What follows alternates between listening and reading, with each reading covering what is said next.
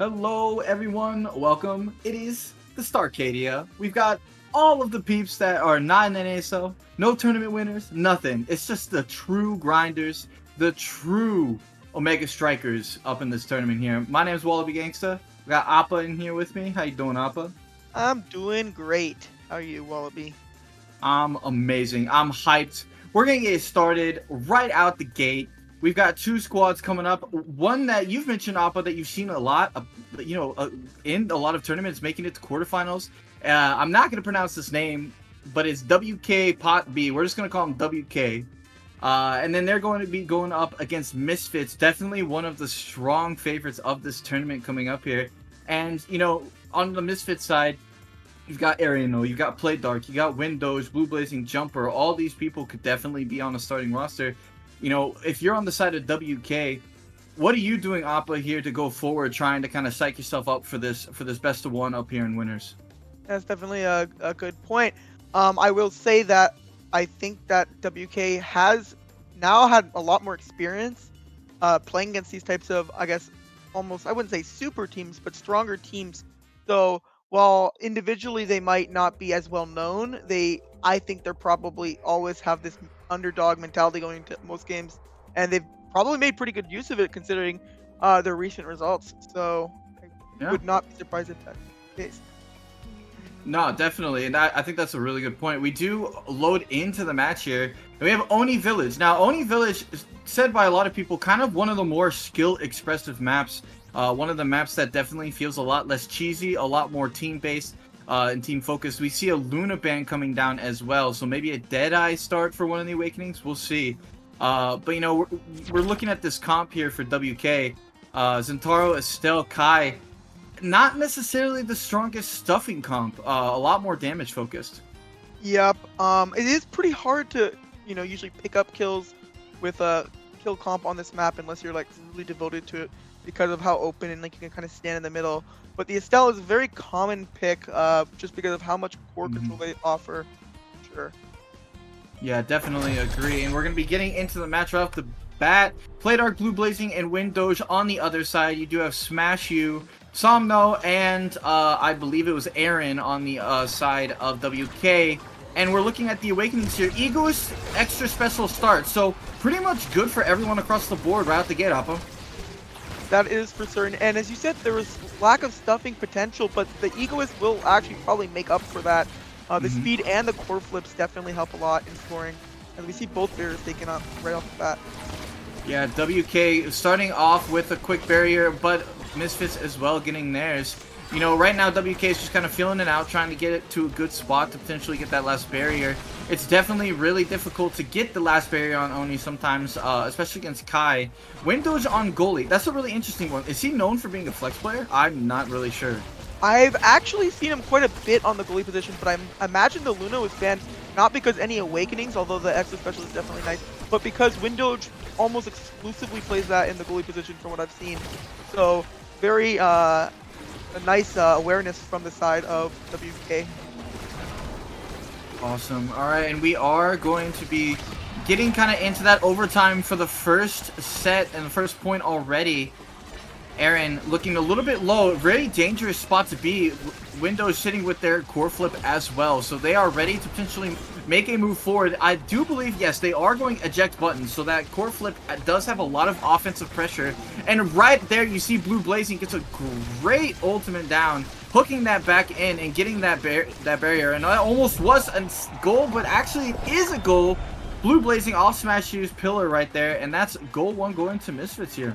Definitely a really nice mix-up using the hook to reposition the core and then actually using the pillar from Smash U to find a better angle shot.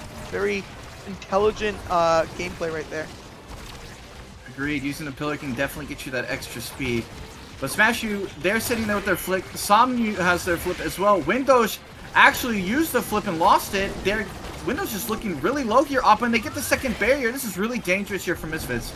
Yep, it can definitely go bad pretty fast. They almost actually pick up that barrier, but the flip saves it, and Somnu is going to put it in. Very nice conversion on the side of WK. Quick point there. That was exponentially different from the first point that we had. So really well done by WK to respond quickly to the first goal from Misfits. We do have a barrier already going down. Of course, that first barrier in Oni not mattering too much, but Blue Blazing sitting there with the flip that's extremely dangerous, and that will end up getting that second barrier, and Misfits is knocking on the door here, Appa. Yep. Something to note is while they do have both barriers, the increased pillar range is actually interesting as they actually put it in regardless. But the increased pillar range is really interesting going into these matches with these Rune goalies because you can see them make more offensive plays.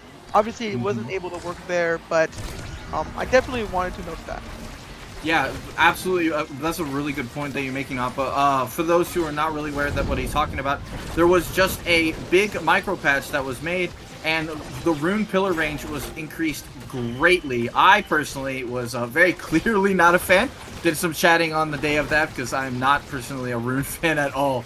But you know, definitely a really good point. It brings a lot of offensive capabilities for that Rune goalie. You can also kind of cover everything from anywhere on the defensive side because of how far it is. Blue Blazing, though, is trying to make that not matter, and they do, despite the banish going through. They are going to be getting that second barrier. Windows had to go back quickly to that eject button as well to not lose their second barrier, and Misfits is looking to close this first set out here, Appa. Yep. Definitely some really interesting creative clears from Windows as you've seen, but he's almost going to lose his barrier, but he's able to flip it, and the Egoist is going to almost come in to score for Blue Blazing, but he's just interrupted, and they get the save right here.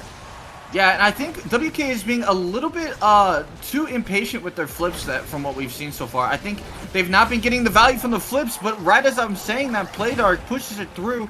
It looks like their primary was the one that was going to be pushing it. No, actually it was not. They used their primary, but it will be Misfits taking the first set away from WK, and right off the rip, we're looking at these awakenings here, Appa, and primetime rapid fire. That's what sticks out to me. Yeah, primetime rapid fire, but also missile prop and aerials are all going to be gone for the Kai. So while he does get his primetime, there's a lot of awakenings just gone. Even hotshot is like nice on Kai.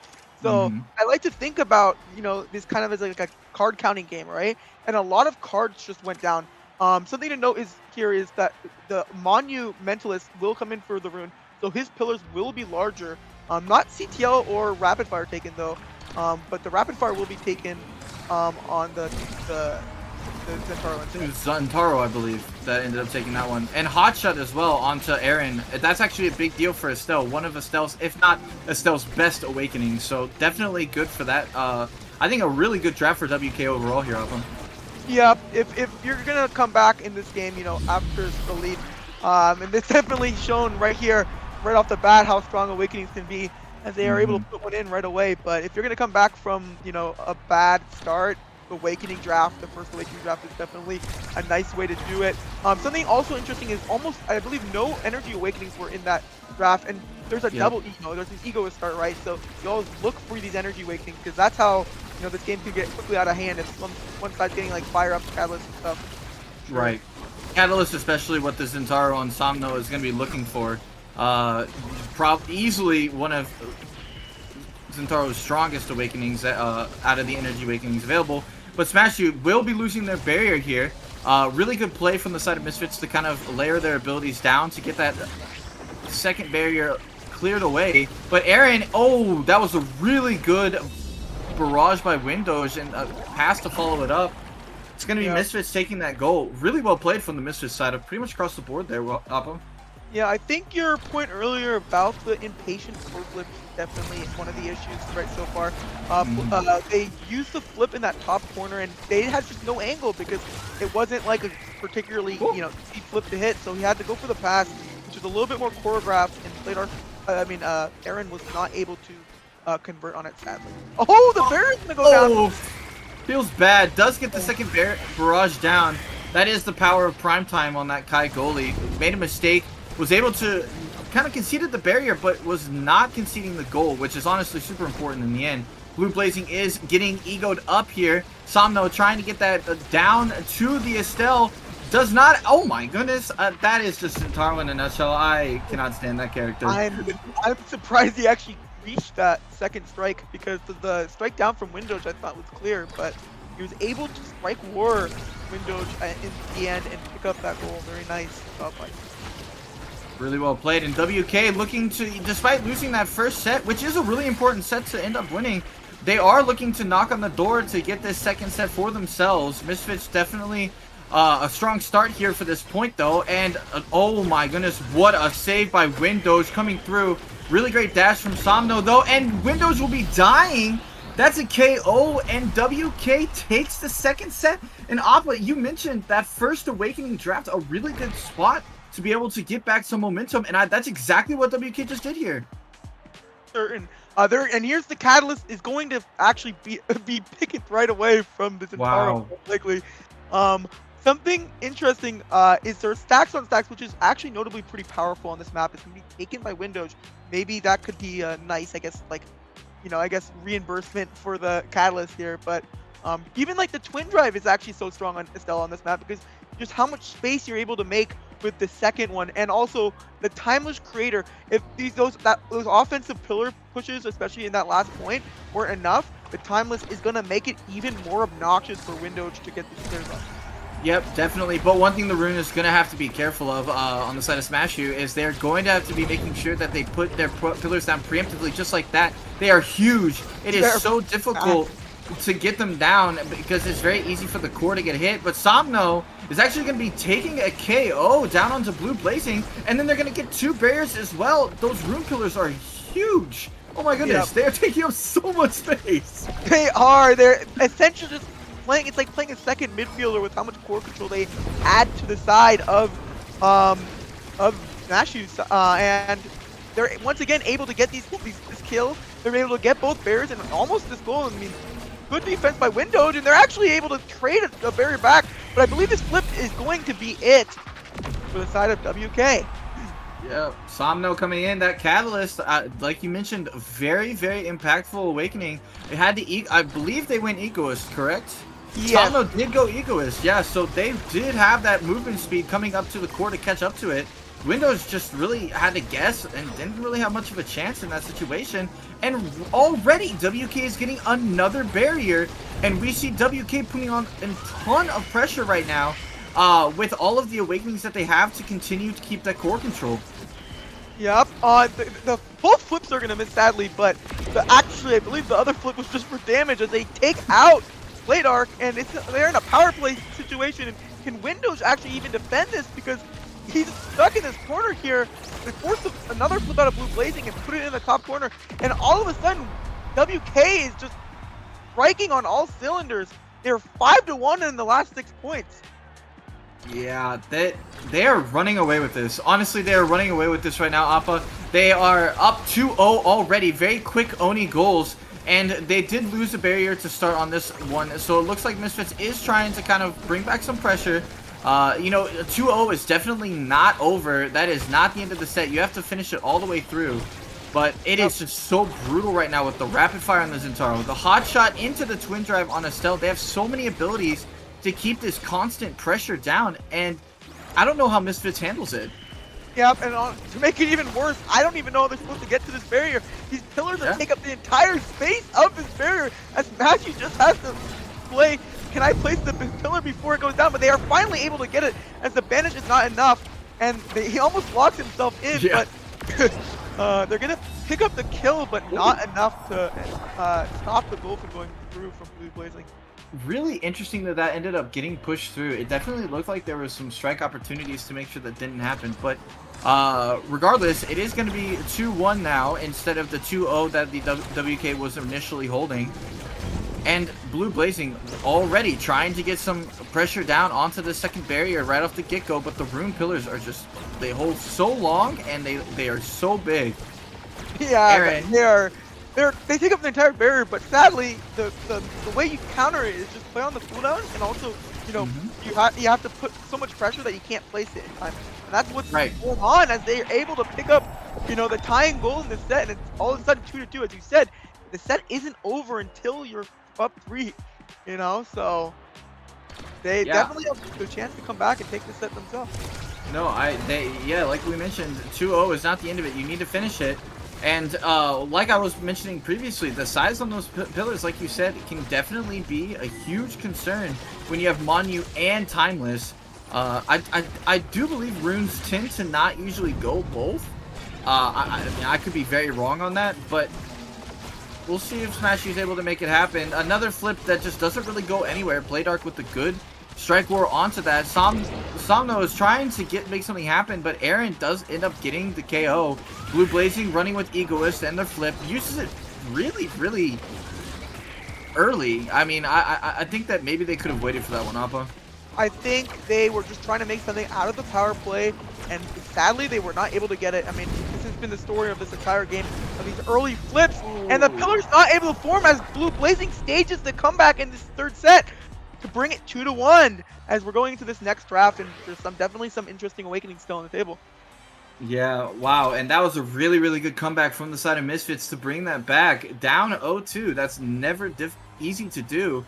And some things that stand out to me right here, you have Specialized coming out. That's a huge for the extra specials on the either side. Quick Strikes are really, really, really great for those Egoists. Tempo Swing for the Zentaro as well, which they do end up taking. Specialized going down onto the side of Kai. And everybody seems to honestly be getting some of their best stuff except for Rune, pretty much.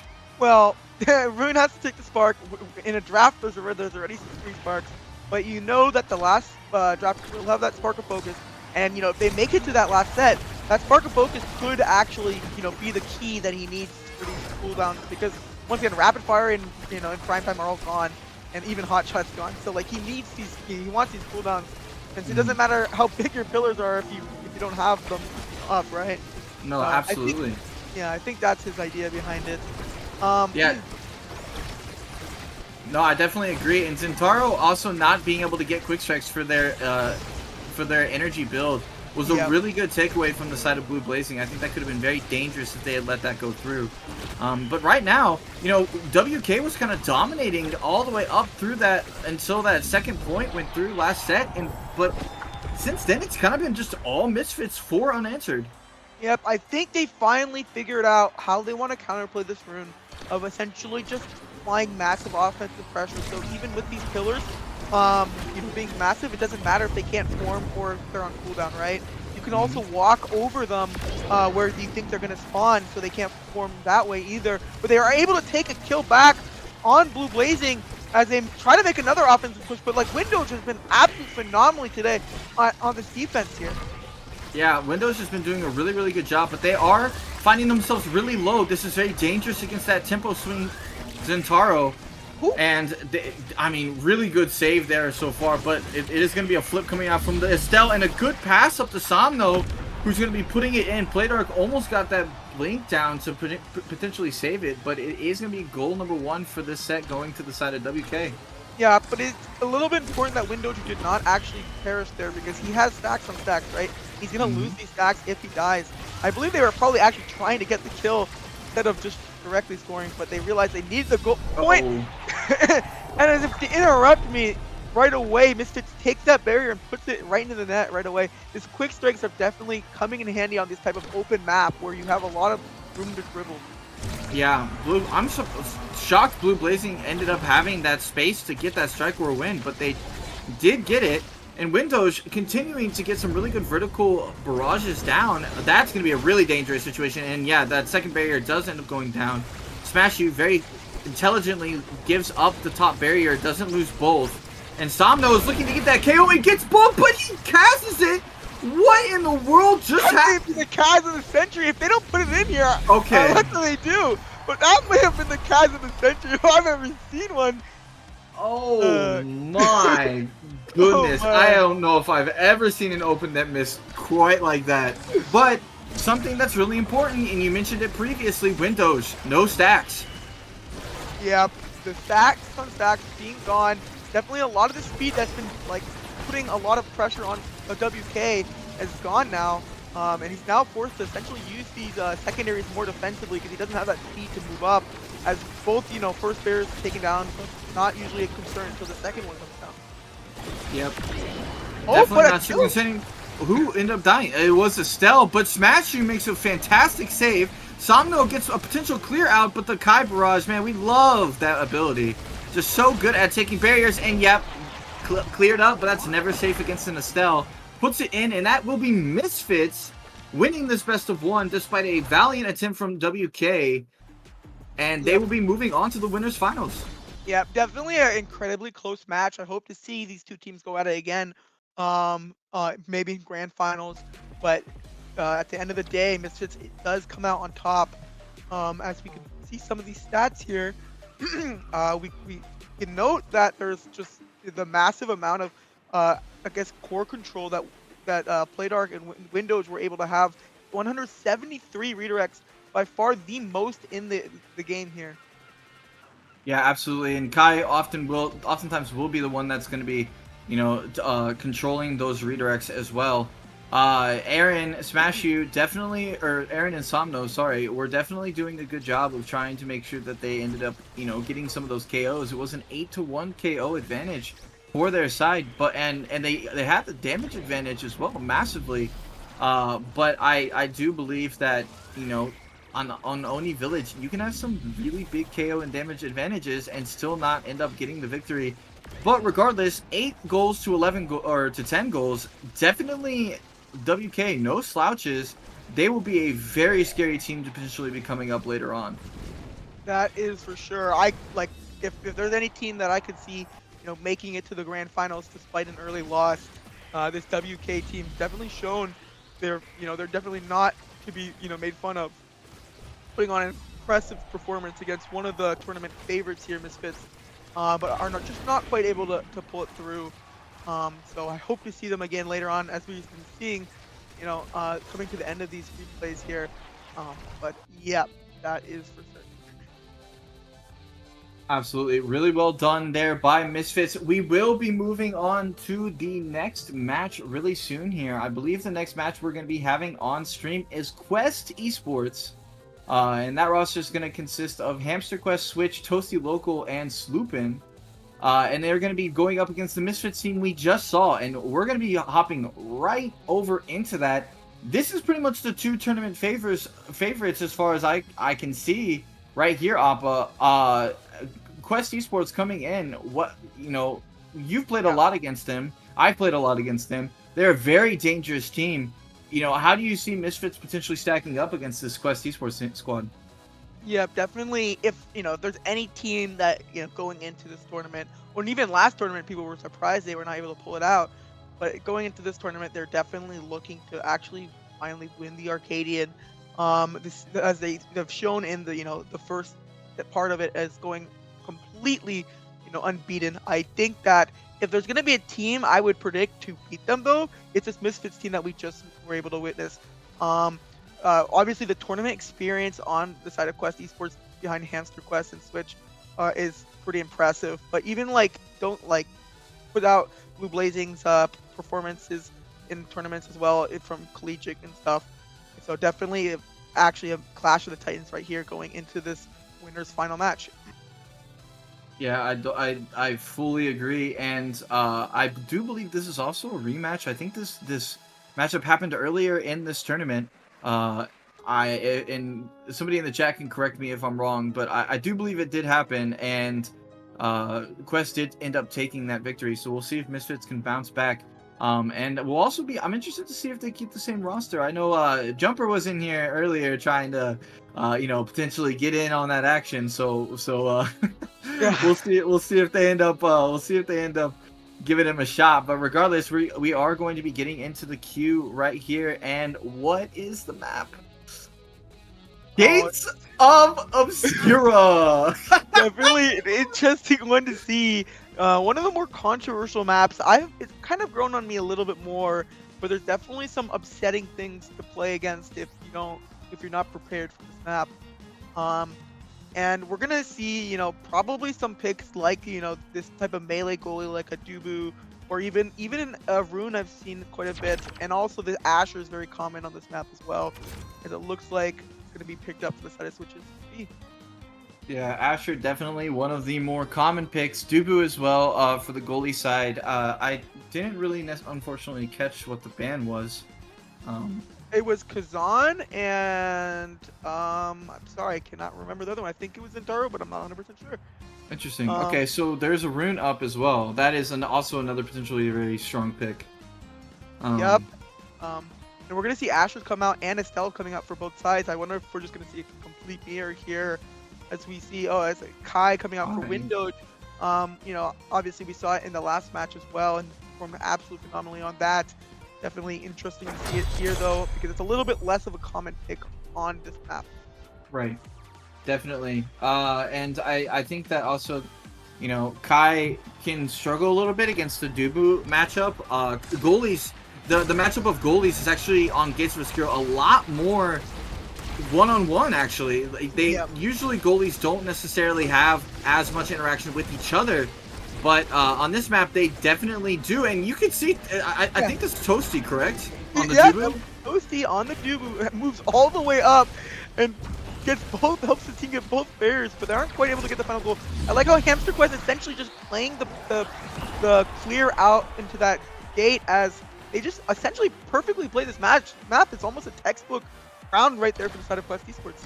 Yeah, I mean that's about as good as you can get. Hamster, you know, normally when the Dubu moves up and moves aggressively, you're gonna have a little bit more room, potentially be up there and be a forward with them. But in this Gates of Obscura, you know, a clear can happen immediately as we see a quick goal going in for Switch off of that corner. Window is caught up a little too aggressive. Yeah, well played, that but, was I mean, a killer angle right there. Yeah, right to the top of left of the net. What a shot. And all of a sudden we're 2-0 in this first set. Definitely not the way you want to go if you're Misfits. Oh, yeah, absolutely not. And we see Windows having to use their flip out already, but that path splitter comes down and there's still up. It doesn't even. They're able to put them in. There's still 2 flips left. I mean, I don't know if this was even defendable, even if they actually react to that flip. Because Quest Esports just has all their flips up right now. Yeah, it is brutal right now for the side of already. Like we're seeing Catalyst with this type of stuff. We see Quick Strikes. We see Egoist. I imagine the Egoist is going to be taken with the Catalyst as it is.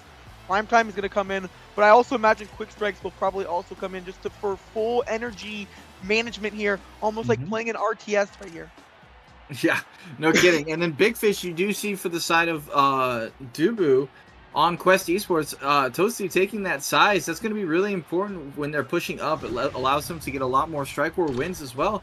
And, you know, Quest, that Awakening draft, I don't know how much better it possibly could have gone for them, to be honest. The only way it could have gone better is if they somehow also got fire up, I think. That was quite the draft. And even Playdark is forced to take the agility with 3 sparks already gone. So the value out of this agility is definitely not as high as it could be. They're actually going to get the parry on this other side, though, as Toasty's, you know, as a price for Toasty's offensive maneuver. But it doesn't matter since, you know, if you're getting both barriers for one, it's totally worth it. Yeah, definitely. But they will be. Oh, whoa! What a save there from Hamster Quest. Not quite enough, though. Not quite enough, but a great pass there as well. And Windows just kind of caught a little flat-footed. Wasn't really sure which way to go, where it was going. Switch said, hey, I'm going to hit it right at you. Save it. And he couldn't. So really well played from Quest there. And 1-0 start here in set 2 very quickly. Yeah, Switch decided I don't need to hit any fancy angles because I have my primary and I can just primary it through even if he tries to clear. And no, Window just caught off guard by just a great shot there from Switch. And they're playing once again, they're playing these gates you were talking about. The Dubu plays these gates a little bit better than the Kai due to just, you know, his massive presence and also the creations he's able to put out. And for some reason, Windows Giga Blast the wrong direction, but both barriers are down here. Yeah, Quest, for the first time so far this match, is both barriers down, and they will actually be losing that point. 1-1 now. Misfits do end up tying it up. Really, really important point, I think, to get for the side of Misfits. You need that confidence booster. You're getting further and further and further behind in a mirror forward match, which is very dangerous. So you definitely needed that, and it's good to see there from Misfits that they're able to get that response coming through. You know, and we saw in the WK match just earlier that they were able to get the response to a really unfavorable, you know, set loss. So definitely very capable of it are they on the side of Misfits. But this Dubu wall is coming down, and it is dangerous when it gets into that corner. Yeah, the amount of offensive pressure that he's applying, you'd think that he's the guy in this matchup, but that's just how this Dubu works on this map, is able to put a lot of pressure Switch did lose his flip, and Toasty actually pulled his flip earlier, so the energy advantage isn't as bad as it could be. But Switch is in a really dangerous corner here as he's really patient, but not quite able to put it in. Blue Blazing snatches it, and with the help of Playdark, they're able to now have a lead in the set for the first time so far this game. Yeah, really good Estelle being going down and was able to end up picking up that goal. 2-1 for Misfits. They are going to be taking the lead here in this second set. A really important set to win, especially after such a dominant draft, awakening draft for Quest. And we're going to see another corner portal usage, trying to get that first barrier down. Dubu is up aggressive again. They just needed to get it up to the Asher, but they can't get it through. It does get around the wall, though, but the flip comes down. Asher tries to get through. The Rose Thorn's not going to be able to do it. And it's just going to be going back and forth along the portals. The flip comes out as well. Playdark trying to get that last barrier. Oh my goodness, really good object there from the Kai. Windows saving the goal, but oh my goodness, that is just what happens when you go against an Asher. That cone comes down, and it's 2-2 now. Quest tied up. Yep, he blocks the flip with his primary, and it's also really hard for Windows to clear up. He kind of has to clear into that gate, because if he clears up, it's just going to go back to his gate anyways. He realizes that, but Switch does as well, and he's able to pick up that barrier in the goal. Very nice job. Really, really well done there from Quest. That was a very hectic point. But now we see Misfits looking to potentially put down some pressure here. Hamster Quest does lose their flip and is very close to losing their life as well. The second barrier goes down. The Path Splitter comes out, but is not really able to accomplish too much. Playdark has that strike advantage, and they lose the flip as well. This is so dangerous, and Misfits, they capitalize. The Path Splitter down below. Dubu had nowhere to go. And that's set 2 in favor of them, despite being so far behind and losing that first Awakening draft. Yep, what a turnaround. They definitely are going to look to may have more of a turnaround with this fire up coming in. Probably going to be taken right off the bat from Playdark, because you cannot let this fire up go to the side right now. Of course, esports is one of the most powerful Awakenings in these type of energy management games. But whoa.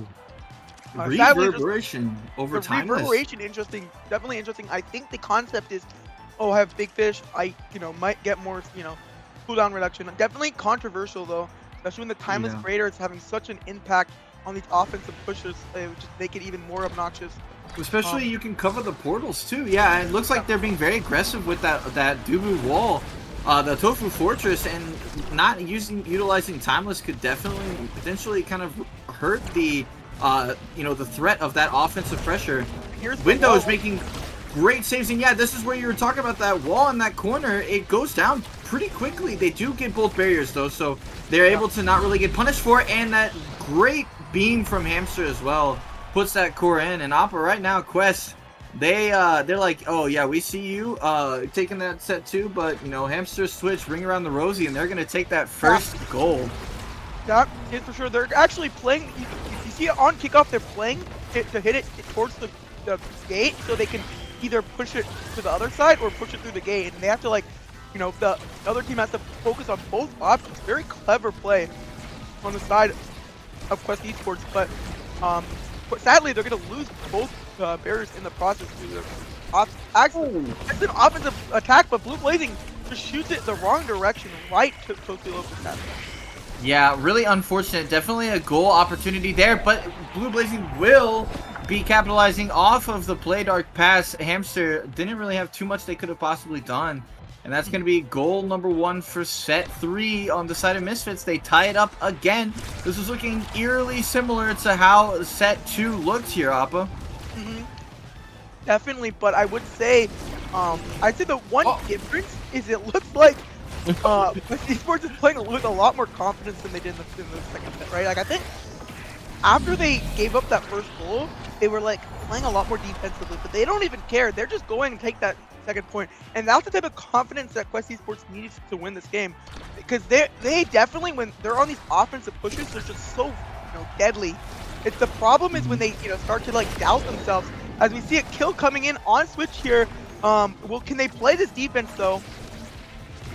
Yeah, and one thing I was interested about earlier, Windows, normally somebody I personally see as a forward player, and I know that they do play flex, but if they have been playing more forward than goalie, this is a very difficult map to play goalie on, and there are definitely some miscues that are happening that are just kind of, you know, comfort miscues, like just kind of unfamiliarity with how you're supposed to be potentially playing certain situations with the portals. And so, you know, that I think that is definitely playing a factor right now here. And the double KO comes out, the second barrier goes down as well. Switch gets it past, and as I'm talking, it's not Windows that's gone. Windows is sitting there all alone, and Switch puts a third goal in. Quest taking set 2 away, Appa. Yeah, but now they're only one point away. One set away from winning the entire thing and going to the grand finals here.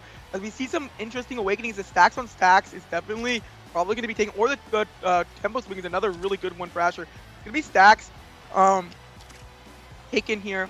I guess the idea behind tempo swing is usually in more brawl heavy games, and while they are doing a lot of damage, the tempo swing will go to the other side. I actually like tempo swing a lot on Asher though. Yeah, I personally do as well. Yeah. No, but I think the stacks is a really good takeaway though, because when you do have Kai on the other side, you have the eject button going. You know, stacks can be a really, really dangerous awakening to deal with. I mean, yeah, absolutely. Here though, but definitely an interesting awakening draft. I don't know. I can't really tell, you know, who won the draft particularly, but I will say that Playdark being able to pick up this last spark that was available is at least a little bit nice to get more value out of your spark. As we see both barriers gone for Quest Esports here. Yeah, and the barriers go down for Misfits as well, but there's a flip on the side of Playdark. Oh, and Blue Blazing just got really greedy with that flip. Didn't use it, probably needed to, but they're going to be using it here. They go down, and Toasty just can't do a lot about it.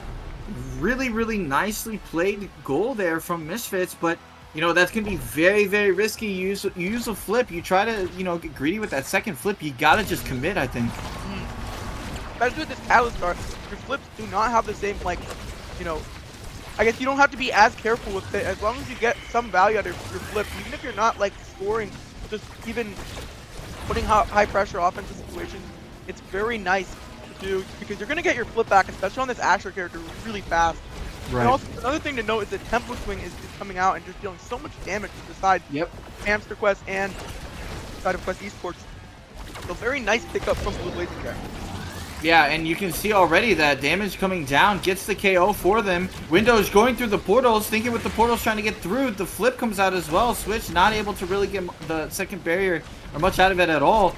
And, you know, another thing about the tempo swing, Blue Blazing really low there for a second and then already up to full health. But that Tofu Fortress comes down. No timeless like we mentioned. So it's already back off of the map. And Playdark's just trying to get it up to Blue Blazing. I do not know how that did not go through the portal. What? Portal doesn't spawn until overtime. It just shows there before spawning. I hate that. Yeah, it's a little bit obnoxious. There was 1 second until overtime. Sadly, it was not enough. Very unlucky for Quest Esports, but sadly that's the how that works. And once again, another flip coming up from Blue Blazing. It seems like he just used it a minute ago, but it's back up already just because of how disgusting the Catalyst Awakening is. As they are at least get one trade back, but it's looking really grim for the side of Quest Esports, as all of a sudden we're in a set 5. Yeah, we do get to set 5, and another really important thing I do want to mention, this is a best of 3, so... oh, okay. Yeah, it is a best of 3. There will be another game no matter what after this, but still, really important to get that first win, and something really important we see, Forestel, Hotshot, already sitting there for them, and they go... They deny the extra special from Dubu. Yeah. I mean, I can see the argument behind it, but I'm not a fan. I think that you just want that hot shot, or at least the rapid fire. They're both not terrible, I guess. I would probably prefer the hot shot just because how well you proc it with all 3 of your abilities. But at least I can kind of understand the logic behind it. Sadly, however, Quest Esports is going to take that hot shot on their Estelle, and it might end up meaning the difference of this game. Yeah, and Tofu Fortress can definitely be really strong with the portals as well, but we just really haven't seen Toasty be using it for defense very often. It's mostly been an offensive kind of tools. So, you know, interesting decision. We'll see if it ends up paying out for them. But right now, Quest is just kind of dominating. They have both the barriers down. There's nothing on the side of Misfits except they lost a goal. That's the only thing they've got. And that's be 1-0 for Quest. Windows just was kind of under pressure the entire time. Yeah, but definitely really hard for the Kai, especially on this map. You're putting in these close situations where you just have to break and outstrike for an Asher who's just, has so much pressure with, all of her abilities and just even just even existing pretty massive presence. As Switch actually doesn't go for the immediately goal attempt, but is able to pick it up left on the bottom side. Toasty's playing so far up despite having an open net. It shows the full confidence as they're able to get the second barrier themselves. But sadly, Playdark is able to put it in one shot through the portal. Great awareness by Playdark how to angle that shot for it to go into the net right after it goes through the portal. Yeah, and if you're Toasty, you've got to be careful being so aggressive there because on Gate to Obscura, it's just one portal shot away in those corners, and it's in your net. And they figured that out in the worst possible way you possibly could have with losing a goal to it. But there will be one barrier already down. Quest trying to get advantage of this, but that will be the what? What was that shot? I don't know what just happened. I don't know if that was a MOBA moment or what, but Blue Blazing decides she doesn't need a barrier. I play better without my barriers. I guess so. Windows getting goalie checked like nobody's business, but Hamster just did it. Wait, no, it was Playdark. Okay, we're good. I thought that was Hamster. I was about to freak out. If I was Hamster, I'd be so mad as a goalie, but Playdark perfectly timed and all of a sudden we're just 1 point away from game 1 ending. Let's see if Quest Esports can fight back as they are able to get a barrier and deny 2 flips now. Absolutely good defense from the side of Toasty Loco, but Toasty Loco has been showing he wants to play more offensively than defensively, so that's definitely not how they want to play if they can help it. Yeah, and Windows utilizing the eject button, going very aggressive to get that first barrier, but now it's stuck in the corner. The Tofu Fortress holding it down. It's going to go through the portal, and it's just going to be passing back and forth. Definitely probably didn't need to go through that second time. Both flips down. It is going to be switched, though, with their own flip, and there's just nothing Playdark can do. Windows goes down as well, and that's going to be 2-2. We are at the last point of game 1. It could not be closer here, Appa, and honestly, I have no clue who's going to be able to take this one. Playdark and Toasty Loco are both close to flips, but, part of Windows dying and being such a problem is he was actually just lost the flip, right? This flipped economy, this energy economy, is incredibly important, but it doesn't matter as they're able to get both barriers without a flip whatsoever. Actually, Playdark had to use the flip on their side, but, I mean, I believe Switch is going to look to get this on his own. Great defense by Windows, but not able to defend that first barrier. And all barriers are down here now.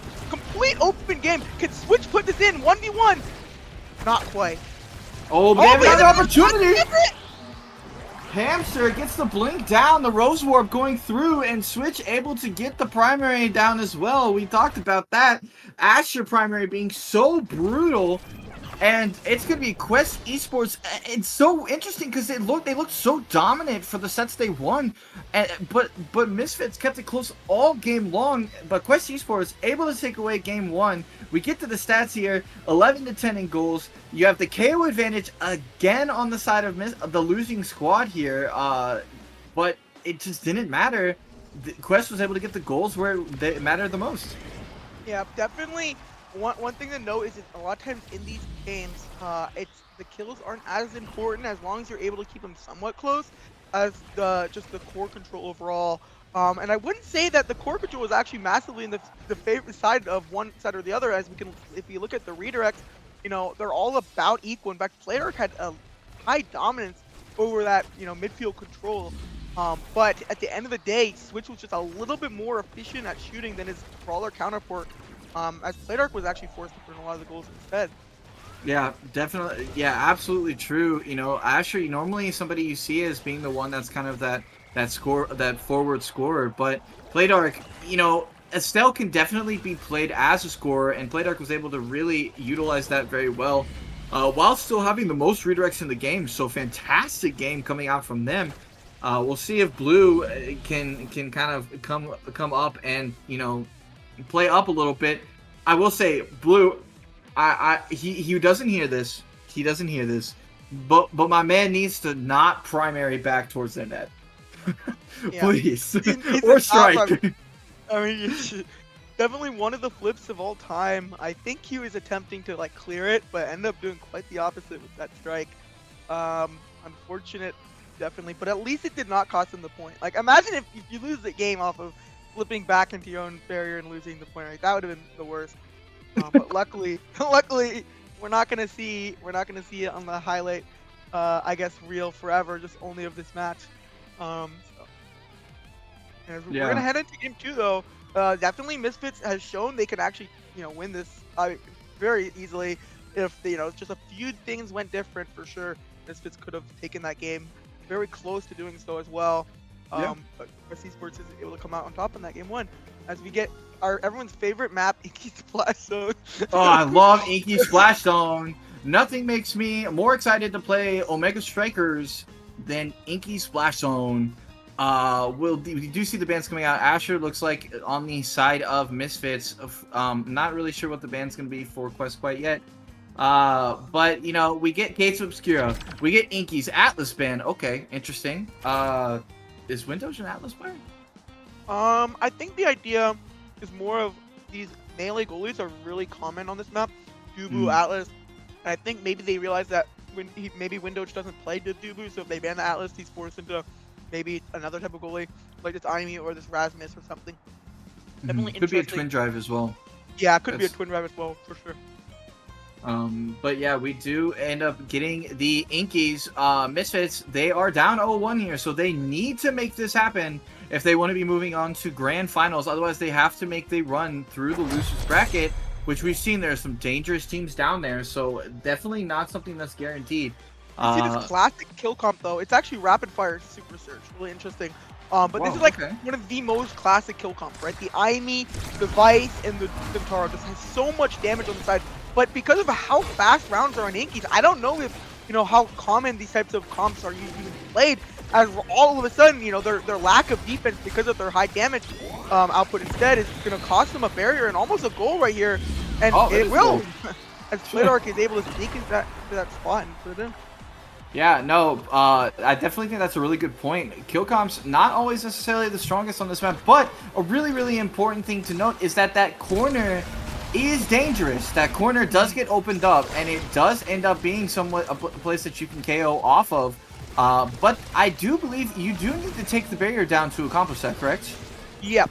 You do need to take the barrier down for you to get kills off of that corner. As just a wall otherwise. And all of a sudden, 2 goals are gone right away. This kill comp definitely not able to even get online. And usually when you have these kill comps, you want to win early so you can just keep snowballing that lead. But, 2 of their players aren't even level 2 yet, so they haven't even unlocked their full kits. Yeah, no, like you said, the kill comp, maybe not the best picks, and we're seeing where some of that, what? Okay. I love how the barrier goes down. They're really interesting. They actually have a lot of offensive pressure here, but they're not quite able to put it in through windows. This is going to be their first barrier taken down at least, though, as we're able to see both water cannons. But yeah. Oh, it's not great enough. play there from Blue. Yeah, and he just gets that primary down. Just not a whole lot that can be done for Toasty. Probably wanted to clear back into them, but that's always dangerous to get the strike away. And Misfits with a very quick 3-0 first set. And we're looking at the Awakenings here. Primetime is something that is so interesting now, Appa. A lot of players have kind of been shying away from it because of that power, that minus 15% power reduction on it. So I'm really, really curious to see what your thoughts are on that Primetime pick for Estelle. Yep. I do think that the idea behind it is, we want the core control because we want to be able to win these, sets really fast, right? If you have prime time, you're probably having your primary on kickoff, which allows you to put pressure on the core right away. However, it does mean that for one, you're not hitting this core as hard and as far. I might be, a little bit controversial on that pick, but the upside of it is I think it's not bad because you have the rapid fire, right? This rapid fire lets you actually get more value out of having prime time. So you're able to have, the CDR on not just one, but 2 of your stats. And it definitely comes, definitely not enough as these kills start to come through though. Remember, this Deadeye was picked up on Toasty Loco. Definitely one of the Awakenings you want when you're playing this type of kill comp. Yeah, 1-2 punch as well for Switch, and he's sitting there now with a Super Surge buffed Siphoning Wand 1-2 punch start on Zentaro. That is so dangerous, and Zentaro has so much mobility that can be so much scoring that comes out of it, and we're seeing right now, you know, they're getting that barrier so early. Windows just not able to handle the pressure currently. Play Dark and Blue are just kind of losing on that forward front. And, you know, that core control needs to come out if they want this comp to work. But otherwise, losing your first barrier this quick on Inkies is just so brutal every time. But they are able to get this barrier off, so, you know, winning the, I guess the opening is very nice, but sadly, you know, their members are pretty low. Hansequist is low too, as they're able to take one back. Nice play by Windows. You see this offensive presence from this IME goalie. Definitely not a defensive goalie, but an offensive goalie, especially with the Super Surge taken, allowing her to essentially jump across the map and deal brilliant damage and put it in their net herself. Yeah, really well done there from Misfits. They do end up answering back. No 3-0 answer to the original 3-0, so we're going to be seeing a little bit of a set here. Playdark trying to get it past Switch, but Switch is just doing so well in these strike wars to make sure that it's being kept up into that corner. Windows puts down the bigger Amy turret and over Toasties. Playdark trying to utilize the prime time, but Switch gets the KO down onto I believe Blue was the one that ended up going down. So, you know, this KO comp's coming out strong, and they end up going up in the set 3-1, so they'll take it. Tied set here, and that was just a complete flip from first set 1. Yep, that is for sure. I think a lot of these, you know, awakenings like this Deadeye, this 1-2 punch came in, and all of a sudden they're doing so much more damage than they were. And we see some really interesting awakens like Tempo, Catalyst, even Perfect Form and Twin Drive. There's so many good choices here for this Zentaro. We're going to see the Perfect Form, this buff Perfect Form being taken right off the bat. And the Twin Drive is actually really interesting because we see, you know, Super Surge, eject button, Twin Drive. That's just so, like, you know, annoying to play against, but it doesn't matter if your barrier is going down so early in the match. We'll definitely see how this plays out. And sadly, Blue Blazing is forced to take this fire up. Not many great options left. I mean, he had Stagger Awakenings. I do think that Stagger Awakenings may have been better against that KO comp, but Spark maybe. I mean, there was a Spark there. You can always, you know, play to scale with that as well. I agree, but there goes down a Switch. You know, it doesn't really matter if you've got cooldown reduction if you're dead and you can't even use your cooldown. So Windows going to be also utilizing that Super Surge Twin Drive dash into Tosi. And that was actually, I think that's a really important that they got that, because I don't believe the eject button was there for Windows. I think he just went straight up for that. Yeah, I think he actually walked past the goal line. I mean, the halfway point line, so he didn't actually have eject button, but I think he just had full confidence he can get that regardless. So very nice play by the coach, understanding what he can do and able to put it in. Definitely, you know, this core control is coming out on the side of Misfits as they put it in right away. Just basically, we have a repeat of set 1 now. It's kind of funny how we go from like one side to the other. Like these teams keep trading blows if they're playing like they're boxing or something. All of a sudden it's 0 here. Yeah, that's kind of like the Amy goalie, you know, like scenario that you've got. No defensive goalies coming out at all, and it makes for some extremely fast goals. As you can just see, like Windows dashing in, trying to be aggressive. I really did not like the flip usage there either, because I do believe that that was pretty much like kind of over from the rip. Yeah, that was a checkmate. I think the idea behind it of dashing in was to stop the core from getting into that, but once he failed, it was kind of over, right? He, you know, overcommitted for that one play and doesn't have anything up. They are able to get this early barrier. They're looking to see if they can actually capitalize and take this set win, but they are not quite able to do it with this water cannon. And as the health bars are actually incredibly low, almost loses that barrier. Hansequist is finally able to pick it up, and I believe the water cannon's going to come on the other side now, as they're probably going to get it themselves. Yes, and all of a sudden we're tied again. This kill comp is coming through. This damage on both the Forge, fucking freaking taking them out of the game. Incredible job by the Starcade Esports. Yeah, and pretty much like Misfits right now, they are on a timer every set. And their timer is their health bars. It's a very easy one to see. They've got to get the score in before they do end up getting low. Windows. No eject, but right there. Yeah, really great hook from Blue to end up getting that save. And Blue also gets knocked back and actually gets another save in, like, kind of just in the midst of getting knocked back. But now Windows lost both of their forwards. They're going to be trying to hold this barrier by themselves. They do have the aiming turret, but it's not enough. There was a little bit of a corner that was left open, but Playdart gets it through. They do end up getting, oh my goodness, but they lose Windows. No, Oh! the button! Guys, one of you needs to play defense. One of you guys. Oh no! What a turnaround for BestieInSlot. Yeah, no kidding. Yeah, able to turn it around from 2-0 here. As Zataro is picking first again, we see another set of amazing awakenings from him. Maybe like denying the timeless is an option, but I guess no, the heavy impact is going through. I believe the timeless will just go through as well, which is just a powerful awakening. I think they're deciding though, maybe they want to deny something else. I guess not. Chrono for the Estelle. That's a really interesting pickup for Playdark. Playdark doesn't have the super search. I think they want just the increased dash reach. They don't care about the buff or whatever, I guess. I'm not positive whether, like the most optimal play, but I think that's definitely the idea behind it. So they can cover more space here. But they're getting just bullied, like, they're just dead. They're just off the map right now. They are, but Blue Blazing does end up getting that first barrier. Actually, the only barrier. I'm sorry. I'm just, I'm in the... Oh my goodness. Windows, I mean, something you mentioned earlier that's really important, Appa, I think we bring up. This Super Surge, twin drive eject button is honestly how they're scoring a vast majority of these goals. It helps them win kickoff. It helps them put it in the net. Why such an offensive pressure, and while they don't have as much defensive pressure on this map, a lot of times defensive pressure just isn't as important because of how fast it's going, but they aren't able to put it in despite killing the goalie. Oh, Peter gets it. Oh, goodness. Yeah, wow, that was...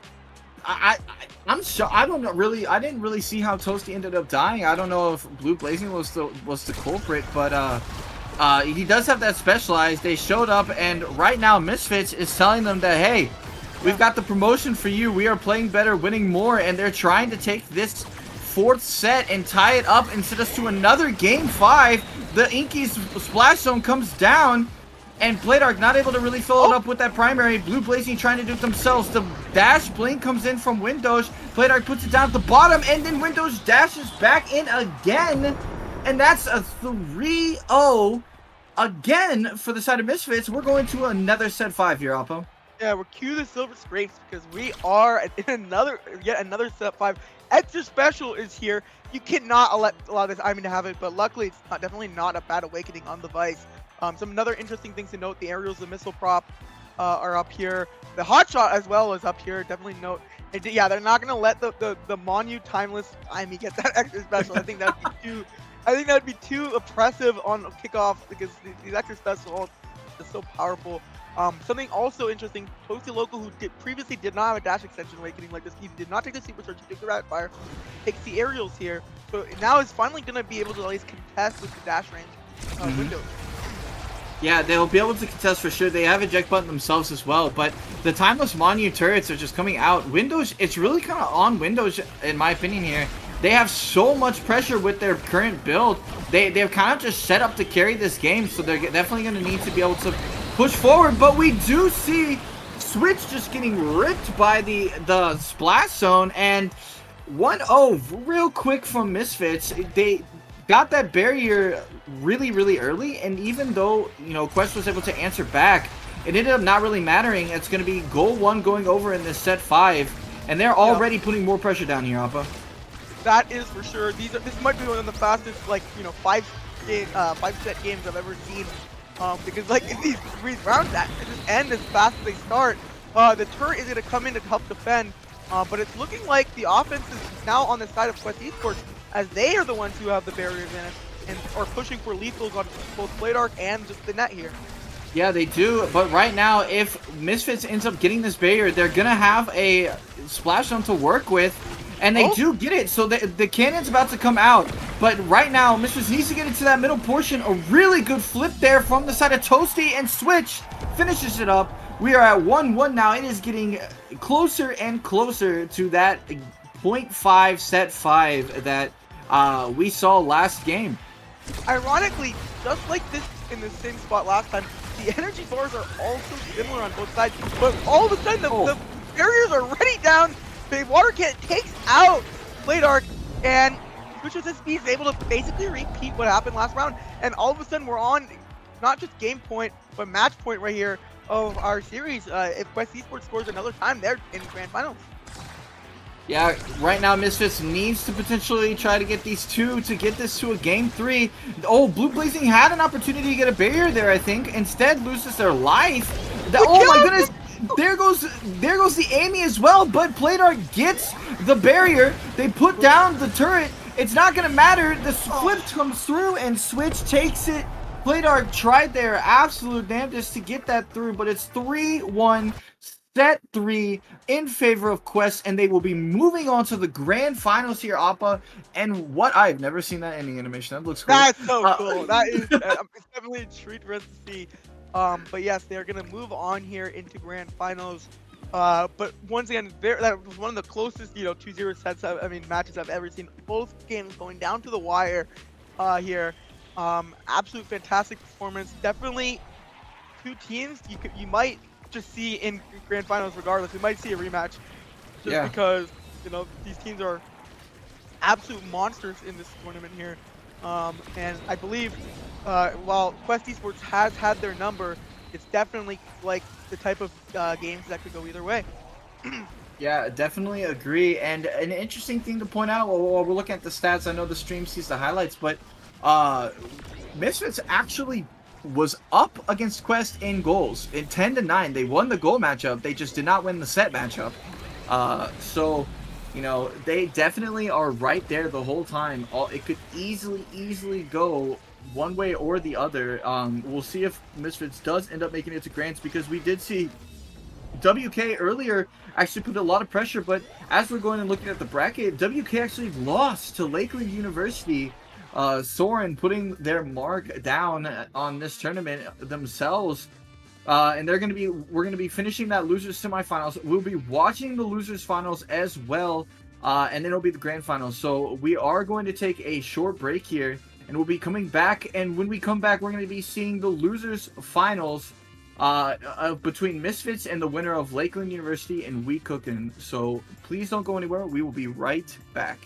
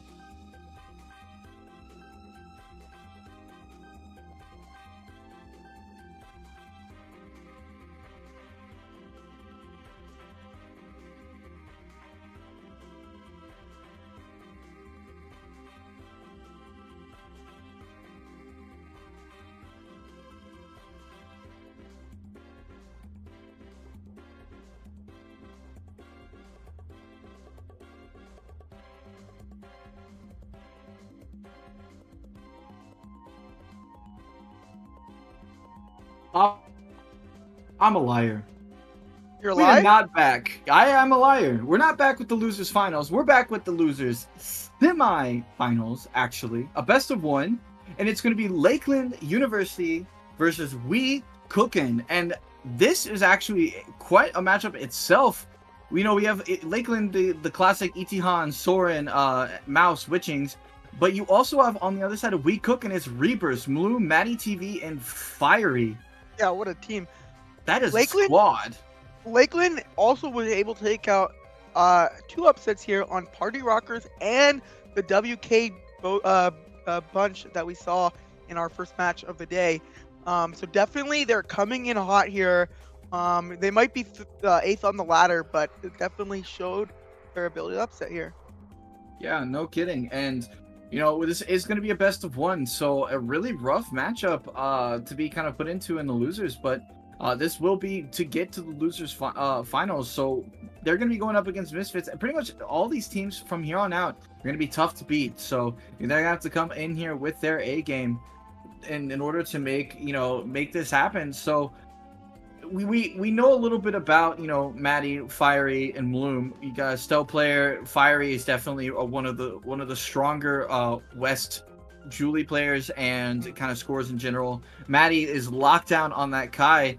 But something that's really interesting is that there are some bans that are kind of a little bit dicey. Normally, Soren, you're banning Kai when you're trying to go up against him because he is absolutely dominant on that striker. But Maddie is also dominant on that striker. So what do you do here with your bans? I do know Soren and both Soren and Maddie have been practicing like other picks. I wouldn't be surprised if one side decides to give in the game of chicken, but I do think it is going to be a game of chicken here. Maybe a Juliet ban against Fiery, as you said. Definitely very proficient on that pick. Maybe even, and I guess for the side of PPL, maybe they ban the Rasmus in case they win the game of chicken, forcing Soren onto something he's a little bit less comfortable with, maybe Mr. Carr or Dubugoli or something. So definitely some options here. But it is going to end up being a game of chicken probably of whether they want to ban or keep Kai on the table for both Kai players. Right, and especially because some of those secondaries do actually end up conflicting with some of the primary strikers of their forwards. So it's gonna be really interesting to see what we end up getting. I do believe we are waiting on them to ready up in order to get into this match. I'm looking at you, Hungry Boy. Oh, here we go. We're still good. Okay, we're starting up. We're gonna get getting into this map, and personally, I am just desperately hoping that we don't get another Oni. You know what? For best of one, definitely not the worst, but we've seen this map a bit. I kind of just don't want to get another Inkies. That makes me feel kind of sick. But maybe a Night Marker or something would be cool. Definitely, back to the basics, I guess, right? Yeah, definitely. Or I mean, Amy's app can be really exciting as well, seeing all the KOs. And we will be loading in. What do we actually get? We get Oni Village! Hey, thanks for cursing it. Everyone's favorite map, but they definitely these Oni Village games have been going a little bit faster than they used to. We're not seeing any 30-minute Oni Village games, luckily. I think Energy Awakenings have definitely helped curb out the game time on this map. Yeah, I agree, and we are looking at a Luna ban. That's really interesting. I am very curious to know what these Awakenings are to see an Asher Luna ban combo against these two rosters. I can see the Asher ban. I know Itihan is one of his most played strikers, and it's also a relatively good brawler on this map just because it's so proficient at scoring in these corners. When a lot of brawlers will struggle. So definitely nice to see. We're gonna see the obviously the Kai pickup coming in from the Soren, probably just going to be also on the side of PPL as well. And the rune, definitely the new rune is really fun to watch. We saw it in the goalie position earlier, but we're actually seeing the Dubu here from Maddie. Definitely interesting that he's not picking up this Kai, but he's actually opting to play the Dubu instead. Maybe it might.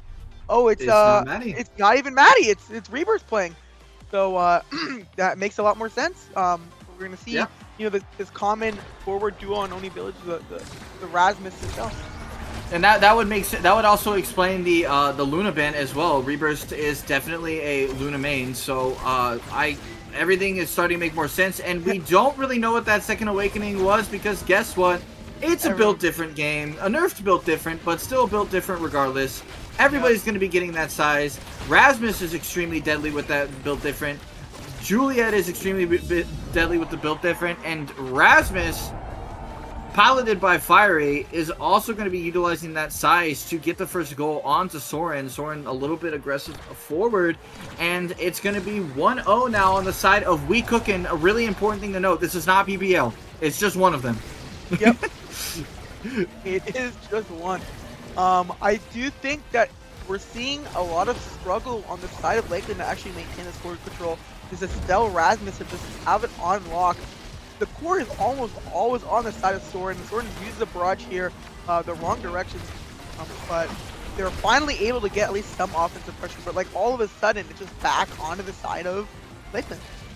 Yeah, and 1-to-1 barrier, very classic for the side of Oni Village. Great play there by Soren, utilizing that eject button to be a little bit more aggressive on the defensive side, still be able to get back.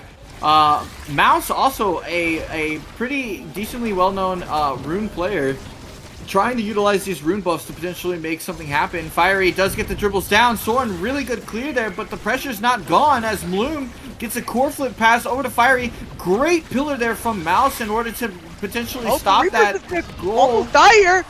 Yeah. It's going to cost him to lose the goal, but it's actually, in a sense, better that Rebirth doesn't die because he at least gets, and if he dies, he gets at least a bar of energy back. But Rebirth has no energy and lost the goal there. Yeah, really well played there by Itihan. Was able to actually get the Dubu out of the picture. And Bloom uses that Rose Warp to save that first barrier. Just going to go down anyways, though. Not really much of a concern for the side of Cookin'. Fiery trying to potentially get that first barrier for their side as well, but Mouse is doing a really good job of holding that down. Itihan has an opportunity trying to set up the dash punch, but not going to be happening here as Mouse gets a really, really good banish down, and that pillar is going to put it right by Reapers, who is getting a little bit aggressive forward. Flips coming down from Mouse. I have no clue how the core ended up down there, but it does, and Bloom and Fiery trying to get this first barrier still. It does end up going down, and they almost lose the second one, but Mouse with a great save there. Soren ends up losing that second barrier. The pillar's going to save that corner clear. Bloom trying to get up the Fiery. They do end up getting it there, but it's just going to be going back forward for that side of Lakeland University, and right now it is a no barrier game here for both sides. Yeah, but the flip's almost up on Etienne. You gotta look at that because the minute that flip comes up, and it will come up from that ult, he's gonna look to score here, but not quite able to get it, and Reaper's able to rebound the shot here. Unfortunate, as we're now playing a all barrier down Oni Village game. His only time before it loses, but he casts it again! And Soren launches the wrong direction! That's that new Soren tech. Yeah, definitely that new Soren tech. That is one of the rounds of all time. As Soren is looking to make his offensive pressure with the second button. Yeah, no, but Fiery, definitely somebody that can be very difficult. Fiery loves to utilize dribble setups for their scores. And with this Rasmus, with the build different, it can be really, really difficult to get through, especially when you have Estelle picking up any of the potential, like, you know, stray clears on the side. So if you're Soren here, you've got to be really careful when Fiery gets that core in control. Like right here, for example, this is a very dangerous situation. Fiery does kind of mess up their dribble a little bit by spinning away the core a little bit too early, but you know, they are a very dangerous player to get in these types of situations. Bloom trying to dribble that up forward into Fiery. Fiery does get a piece of it, gets that hook down, but Soren has their flip, so no real major threat quite yet. They do lose the flip though, and Reverse has theirs and just uses it. I guess they don't need that one. Fiery does get that primary down and ends up getting the second barrier. Reverse trying to save off the Itihan. Creative shot, but Fiery's still able to put it in. Yeah, really well played there by Itihan, but unfortunately the dash punch just pushed it forward. Fiery with the flip, bottom corner, and right now, it's all we cooking over Lakeland here, Appa. Yeah, but these rounds are anything but like close, despite it being a 1-3 and not 2-3. Those pairs were all going down before any goal would happen. Catalyst is up here. even quick strikes and twin drive are also up, and even the prime time for this Kai is gonna have to be denied. It really definitely sucks though as a forward player now with the 15 minus reduced prime time to take this prime time, because even though you kind of have to deny it from this guy, your primers are just not going to do that much damage, or at least nearly as much as they used to. Yeah, you kind of lose a lot of your KO potential now if you're Fiery by you taking that prime time, because you can't really get very many primaries off of the side walls. But yeah, like you mentioned, it's just a little bit too strong for Kai on that goalie position, so definitely something you need to take. And it does give you more scoring opportunities as well, so not the end of the world. Soren, though, with the great clear, the Tofu Fortress made that really dangerous for him. But right now, already, Cookin is just putting on the pressure again here, Appa. Yep. Once again, we're seeing this offensive pressure from this core control. And while I did jinx it last time, it seems like they finally have it back in place. Able to get both barriers and just put up an offensive presence. And when one side has both barriers and the other side doesn't, it's so much harder for the other side to play an offense. Well, I guess Etihan says it does. It's not actually. He puts it. He'll pick up that other barrier as well. And we're able to see Fiery get this goal despite having this reduced damage on this pendulum swing. Yeah, really well played there by Fiery. He gets a dribble off the top wall, utilizes that speed lane to push it forward, just slow enough for the primary to hit Soren at the exact same time. But Soren comes down with the aid of Etihan and is able to get that barrage with the dash punch to get the first barrier. But Fiery already is putting down more pressure again, and Mouse just cannot keep up with him right now. Fiery is just going absolutely insane with some of these strike wars. The Tofu Fortress answers the pillar as well, and there are two flips on the side here of Cookin. They're trying to make this happen right now, but Etihan takes out the Dubu. Fiery's got to score right here, or it's so dangerous. My goodness, right, it is so dangerous here if you're on the side of Cookin. 1 second left for the Dubu, but the punch pushes it through with the aid of Mouse pushing it forward, and that's a goal for Lakeland University. Really well played there. It looked doomed for them. If you're a Lakeland University fan, definitely what you want to see, because that was definitely a complete reversal. All of a sudden, when Etihan picks up that kill, the entire table is turned. Now the power play has to immediately be stopped so they can play this defense, especially when Emblem misses the flip. But once again, all of a sudden, both are being taken. This is a fast-paced Oni Village game. Yeah, unfortunately, Soren trying to cook with the eject button and didn't really get what they wanted. Soren does end up getting it down clear there, and he's trying to get it out. He does. Etihan gets it forward into a good position, but had already used dash punch to actually get it there in the first place, so no real threat there.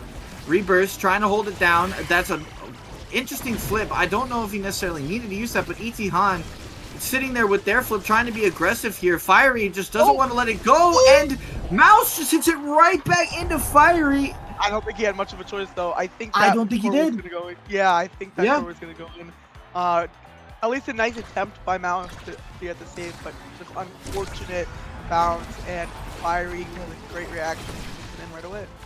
Yeah, and Cookin up 2-1 here, trying to make the set count 2-0. You know, and this is really dangerous if you're Lakeland. Soren's just under too much pressure. He needs some help here if they're going to be wanting to get this, you know, tied up. But Etihan and Mouse, even though they both have flipped, they're playing a little bit too far forward. Tofu Fortress comes down to kind of neutralize the ET's like flip. Fiery's getting this dribble down. Oh, but he dies. And Appa right now, this is the opportunity Lakeland needs to capitalize. Yep, if they're gonna have, but another kill is gonna come from Emblem. Emblem dribbles it up, pulls it to the top corner, pulls it down, but not quite able to put it in. And Soren is able to defend for long enough, but it's still a power play. Fiery comes back and scores. Really well done there from Fiery. Soren pushed up a little bit too far, trying to use that secondary to get back, but Fiery just puts that circle down right on them. There's not a whole lot they can do, and now they could really make something happen here with this rapid fire pickup potentially, if that's the direction that Fiery goes, and he does. He will. Definitely, really great to have with the prime time. The Chrono Boost will come out for the Kai, probably to maintain his speed for longer. But will speed by itself be enough to stop this onslaught from the side of Cookin? They're Yeah, definitely cooking something. yeah, they're cooking something up, and the stagger swagger pickup for the Dubu really important because the most threatening situations that they've been under so far is when Reburst ends up going down to ET Hans Juliet. So Yep. I think Both that that's a very important defensive pickup here for the side of Weekoken. both goals have come on these power plays when the goalie is dead, right? That's Yep. the two goals that Lakeland has. If you have this stagger swagger, you may be able to defend against it better. Nice pillar stopping the clear attempt, but Reavers is able to get that core down. But Oh, but Thorn is dead. Ooh, will they be able to get both barriers out of it? But nice defense, but doesn't even matter. Fiery doesn't even care. He says nice fiery flurry he got there, but it's not enough. yeah, and then the Rose Warp comes down as well. Soren gets caught in the barrage and not able to catch up to it. The Giga was coming out, but it just would have been too little too late, even if it did manage to hit. And Fiery is just putting down so much pressure with the rapid fire primetime combo, and it's just brutal for them right now. Yep, it really is. As we see once again, this onslaught onto this first barrier, immediately taking it, and the second barrier might be soon to fall. The all abilities used from Etihan just try to keep Fiery off this barrier, and Fiery is pretty low, and they're able to get a barrier out of it. But you know, once again, Etihan doesn't have these abilities to use for this second barrier again. Yeah, and the mouse with the banish onto Fiery definitely saved a little bit of a threatening situation, but this is the opportunity they need to take advantage of. They've got the evade advantage. They've got the core up in the offensive side, but Etihan he goes down with the Fiery Flurry, punches it forward, and Soren loses that second barrier. And this is so dangerous. Soren needs to use Flip to get out of it. Etihan cooked up something, went for the dash, and just struck it forward. And it's just, there's just not enough consistency from the forwards of Lakeland. And Soren, again, gets left alone to dry, tries to be aggressive, and it just goes right past him. And all of a sudden, we're on match point. And this is an important game. This is essentially the game for third place minimum, right? This is a game to definitely want to win. If Soren's going to be able to pull this back, it has to come right now because he's going to have no other chances. As he loses both barriers, Fire almost is able to reach that and not put it in quite enough. But he gets it here as they are going to progress to the losers finals right here. Really well played on the side of Weekoken. Bloom and Fiery especially, had an absolutely fantastic performance. They were just putting on so much pressure, and Soren is just kind of left alone, you know, and he's extremely good at the Kai Striker, but there's only so much you can do. Not really heavy on the KOs here as we look at the stats. 9 goals to 2 as well. So a dominant performance for those two forwards on the side of Weekoken, and they will move on to face up against Misfits, Appa, and they put on a really good show, and that could be a really scary team. Yeah, they might be, I believe they're seeded 6th, but this team does not look like a 6th-seeded team. The team was firing on all cylinders. Maybe it was, you know, the map they wanted or the characters they wanted, but they were definitely able to put up quite the offensive performance, especially, you know, from the second and third sets. This was complete dominance. You know, Rebirth was actually only had like 80 redirects because he didn't have to ever touch the floor. His forwards were the ones just constantly applying pressure on Soren and putting it in. Yeah, they absolutely were just doing a fantastic job, and you know, Lakeland, they do end up going out at 4th place here. So good performance from them getting up into the losers semifinals.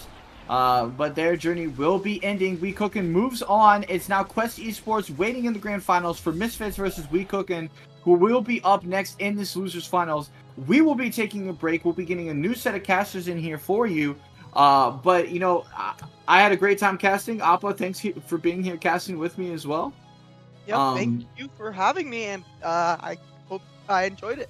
Thank you. Yeah, it was a great time. And chat, don't go anywhere. We're taking that short break, and we're gonna be right back here with the losers finals for real this time. I promise. Yeah, I'm not a liar this time. It's for real. Weekoken versus Misfits coming up.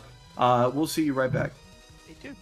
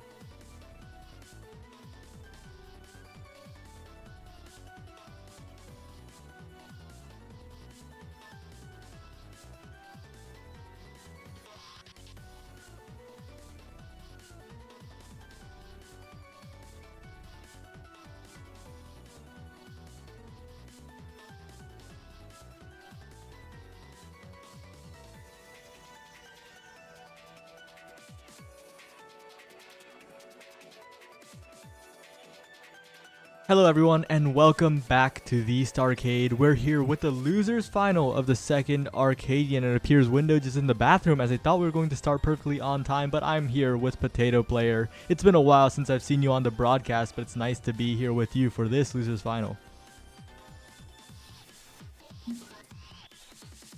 No?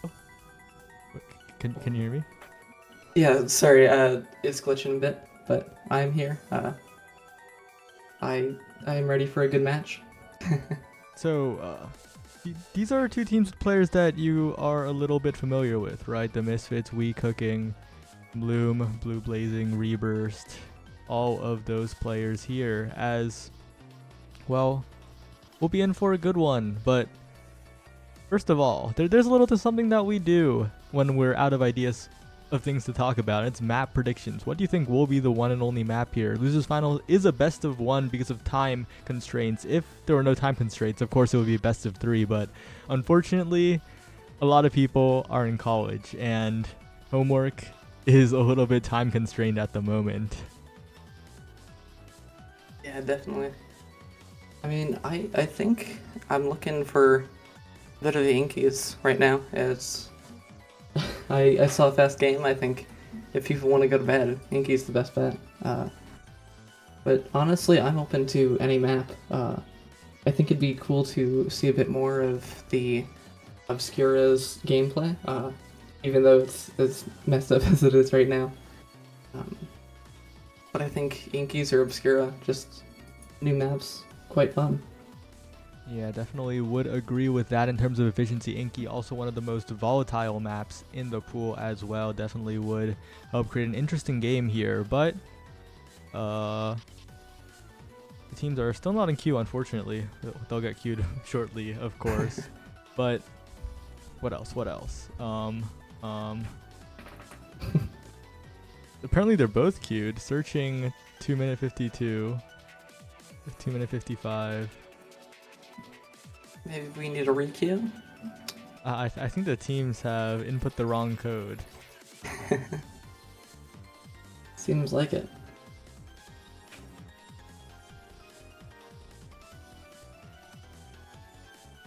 Well, it should be fine shortly. They should fix Eventually. it eventually as the timer continues ticking up. But Potato Player, tell us a bit about yourself. We saw your gameplay as well earlier on in the year on the Spud Strikers. Yeah, so I have not been playing comp too much recently, tournaments. I just haven't had the time with the school year starting back up. But I was a high challenger at the end of Season 1. Love playing Gully, and looks like we got the gates. That's very fun. Yeah. But This entire stream has been cursed by the gates. We got it 3 games in a row yesterday, I believe. Got it a bunch of times before that, and now they are back here. And this Kazan ban has been pretty frequent from Misfits. We saw it come out from them against Quest Esports, I believe, as Asher will be taken away from Blue Blazing, but he does have the Rasmus to fall back on. And interestingly, Windows could go for the Luna here. I don't think it's going to happen, though, because this is a creation goalie-dominated map. I've heard a lot about Luna goalie from my friend Zoro as well. Oh, but no Luna goalie here. Last minute pick. Atlas is definitely a good goalie here. I think with momentum boots or speed, Atlas can kind of keep it out, and with that astral projection, he can just kind of block off all the corner portals. So I'm kind of interested to see how it'll work. But speaking of Luna, it is Rebirth's signature Luna goalie on Gates of Obscura of all maps, a map that's very hard to play Luna goalie on, but we'll see how he makes it work, as it is a primetime start. Not even recently, but the nerfed primetime will be very important in the aspect of lowering the damage of the Luna, of the Estelle, of everyone here. But as the game starts up, Windows playing impressively aggressively on the mid line, Rebirth going in, but that pressure is not enough to get past Windows, as he just defends with all his abilities. Yeah, definitely. And it looks like Rebirth is doing a pretty good job of considering Luna's failures on as a character at goalie, but it looks like that special and primary combo from Blue Blazing will get it in. Yeah, the Luna not the strongest defensive character, especially shown there. No easy anti-stuff button to press like Atlas's Expanse on the other side, but we'll have to see how this Luna scales up in the future. Having 2 primaries is a lot more utility, and if those damage awakenings come up later in some drafts, that could be huge. But Rebirth really does not want to be ping-ponging in the corners as a Luna into those corner portals against an Atlas, because that is just the perfect recipe to lose your barriers. Definitely. Atlas wins those all day. And very good boost coming in from Rebirth to get that first barrier. But looks like the Astral Projectin and Core Flip combo will be able to keep it out for Windows. Yeah. Windows is fiery, just gone. Windows has been very, very proactive on the defense and the offense too, stepping up to the midline quite often. That's helping Play Dark out a lot. Now the back pass, but the barely missed primary from Windows will barely make it so that the play does not happen, but a quick passing play gets the barrier they need. But a KO onto Blue Blazing is a huge chance with the striker advantage. Fiery cannot win a strike war, though. Rebirth manages to defend it against Playdark as the portal has not spawned yet. Fiery trying to win against the Expanse, but that will not happen. Bloom trying to get it into the non-portal side. Fiery ping-pong it, but it is still saved away by Windows over and over. Blue Blazing goes for a passing mix-up, but it is still defended by Rebirth, and Bloom falls back to help as well. Once again, it goes through the portal. Bloom goes through the portal too, but Blue Blazing will catch it with the Fiery Flurry, and that is another goal for the Misfits. I've seen Blue's specials very, very on point right now. That's the first 2 goals of the game that have been scored by that special. So I'm quite interested to see if that'll scale. But speaking of Blue, Blue's gone. Fiery taking Blue out with a quick dash punch. Yeah, the team combos seem very well done from WeCookin. They have definitely cooked up some offensive plays, but Windows on the defense, once again, that Atlas so good at defending these barriers, but a flip from Fiery will mean the second one goes down. Slow Rocket from Rebirth in a very bad position against Blue Blazing, who wins the strike war. Windows still defending, Fiery with a hit stun, and that last strike will be enough for WeCookin's first goal of the game. Yeah, that was a very good strike war win for Blue, but then it was all just kind of downhill from there. WeCookin just kind of got that barrier and then was able to get that in pretty quickly. Yeah, and Windows, the Atlas character, very good at defending the barriers. Not necessarily the greatest in the open net. That is what WeCookin must crack straight away, as Bloom tries to get it with the added pressure from the Rebirth Rockets. But a barrier is lost. Tried to be traded on the other side, but it is not fast enough as Blue Blazing walks right through. Blue Blazing has quite a few cooldowns. Rebirth has to be so scared here. Blue Blazing with a dash punch. It is still cleared away. Now Fiery defending with the Flame Flurry, the Fiery Flurry, and good, Bloom sends to the top side, but Potato player, they defend it. Yeah, very much so. Reverse is doing a great job of just keeping this out. Even with playing Luna, it's the missiles are on point, the boosts are as well. And while they have an open net, it's pretty easy to defend, but not now. It's gone.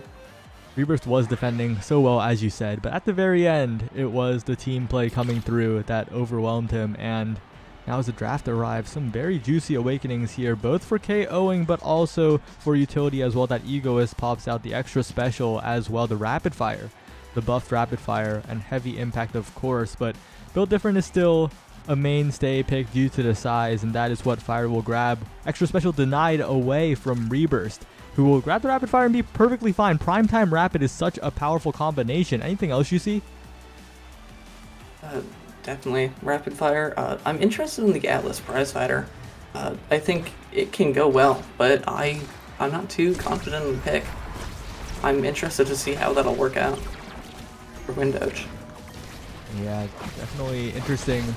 Probably a bit of a deny against Fiery, who has been getting quite a few KOs, but he does still get to Build Different. That extra size will help the Juliet, but as I say that, Playdark overwhelming Reburst, and that is another first goal going to the Misfits. Yeah, that was a very good primary from the Estelle. Just getting it straight in, using that prime time to its fullest. Just getting that quick goal. Alright, but as another round starts up, it is Reburst going in yet again. They get the first barrier this time, maybe a sign of what's to come, but the active hitbox on that snipe, and Blue Blazing with the combo on the top side. Playdark with the follow-up as well. Blue Blazing has cooldowns to work with, but is now staggered. Fiery looking to make a play on the top side, try to get a KO onto Blue Blazing, but the elusive will save him for now. The res will be there for insurance, and Reburst will not have to flip so far. Will flip it away from the Crystal Thorns, but Tato, this is looking so scary for the little Luna. Yeah, definitely. Luna's doing her best to just keep it out, but with that dash, and the core flip, that's Lim with a great save. But Reburst is gone, and that's the end of this goal with the primary. Yeah. And unfortunately, as good as Reburst is on the Luna goalie, as good as Rapid Fire Primetime is, this Luna goalie on this map, as I said in the very beginning, this pick sucks here. Why would you pick it? Please. We cooking. Yeah, definitely. I mean, I bet you can do some fancy shenanigans with the very good special from Fiery. But I bet there's some fancy stuff that Luna can do with her boosts and portals, but I mean, it's not. Misfits are providing some really good pressure and not really allowing Reburst to get any of that in.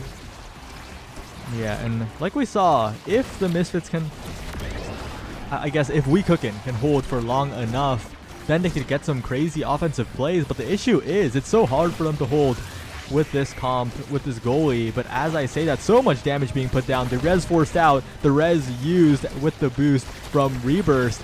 Continual pressure in the corner, but Fiery's health bar is looking low. Blue Blazing looking a bit low as well. It will be sent away by Reburst once again. Blue Blazing now gets a dribble, gets the barrier. It's looking scary for Reburst here as Bloom will drop back to help out, but Windows can just pass through the portal if necessary. Sends it all the way through.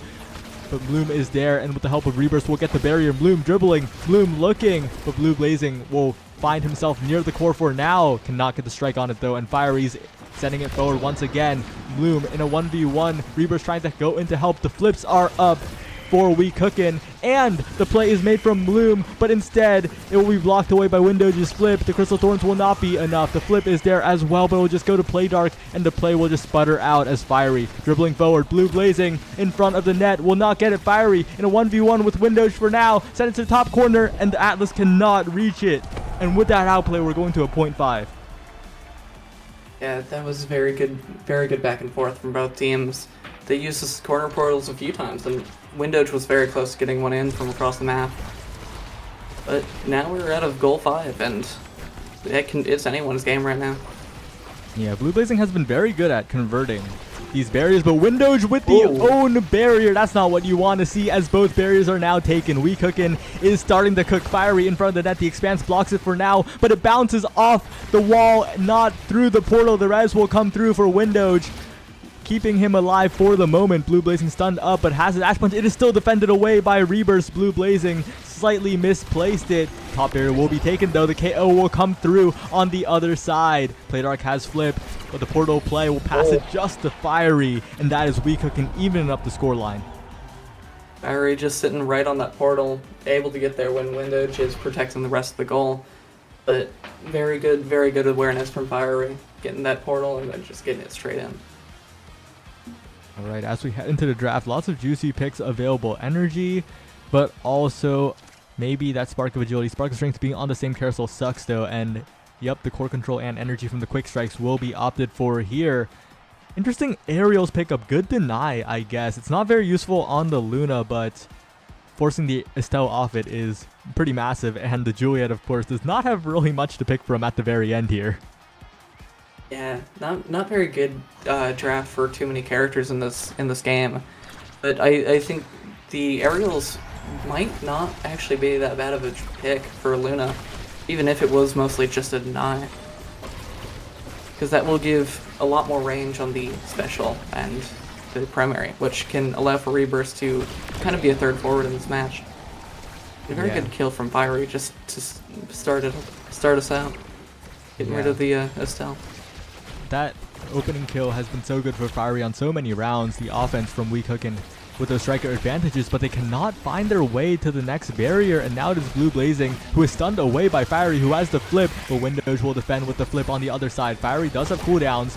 Oh, and that special is ridiculous from Rebirth. So much pressure being put down, but Fiery is the one who is KO'd on the other side. Rebirth defending 2 barriers for now, but one is sure to fall shortly, especially when that flip gets stuffed by the primary of Windage. Now Bloom passing it back forward through the portal, stalling out so much time. Fiery is back. The portals aren't activated yet. Now they are with overtime. Fiery, though, has to play so carefully. Rebirth defends the barrier still, but the follow-up will be enough. Rebirth getting the barrier. Blue Blazing cannot get the correct strike. Fiery wins the strike war, but Blue Blazing places it perfectly. Blue Blazing just kind of getting over there through the portal and just staying over there, providing pressure, getting that core flip, and then getting that barrier, and just it's getting in. Yeah, and despite the damage that is here for Rebirth, who accidentally goes to the other side of the portal, giving up a barrier, but it's still 1-for-1 trade, not the end of the world. The KO attempted, but the flip comes out, and Windage is fine to pick. It's completely fine with ping-ponging it. Blue Blazing's on the other side, but Fiery with the jump scare walks across, gets the barrier. All the barriers are down on both sides. Now Fiery almost has flip. Rebirth barely misses the dash curve into position, and Bloom forgets to strike. Yeah, very unfortunate for Bloom. Playdark didn't.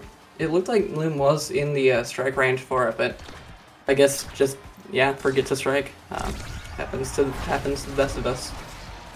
Yeah, quite unfortunate, but that angle will be good. Fiery's KO will be even better. Rebirth tries to save the barrier, ends up taking it, but the defense should be here. No, Blue Blazing wins the strike war, but since this is a 3v1, as long as they don't make any big mistakes, this should be a pretty clean goal for the side of WeCookin. Rebirth dashes forward, Fiery with the flip, and the crossfire from Bloom will be enough to get a goal on the board. Yeah, there was a very good. The Estelle would not have been able to save that. There was something coming from bottom, something coming from top. Very good team play from WeCookin.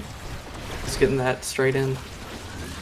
And WeCookin will be looking to play the bottom left side, but Playdark is controlling the midfield for the moment. Fiery trying to make an outplay here. Windage being stunned completely away from the bottom barrier. Uncontested take on that side, as now the top barrier will need to be taken, as Windage is constantly being pressured away. Blue Blazing trying to get the hit stun play. Bloom, though, sends it to Fiery, but the primary will be so good from Windage. Blue Blazing passes it back, tries to get in position for this, has the flip. Rebirth will defend the primary, and once again Bloom will send it through. This is not the ping pong you want though. Even though Fiery's getting in position, you're wasting so much time. The respawn will come in eventually. Now Playdark dropping back to defend. Fiery with the KO, and just the pass through the portal, still blocked by Playdark. Bloom in position though, trying to find a pass, but the strike wars will be won by the side of the Misfits. But Fiery is in position to the bottom corner, and it'll all be evened up yet again. Yeah, WeCookin was doing a great job of just keeping one player off the field at all times. Windage and Blue and Playdark were all kind of sharing a single player on the map, and they couldn't really do much to stop those.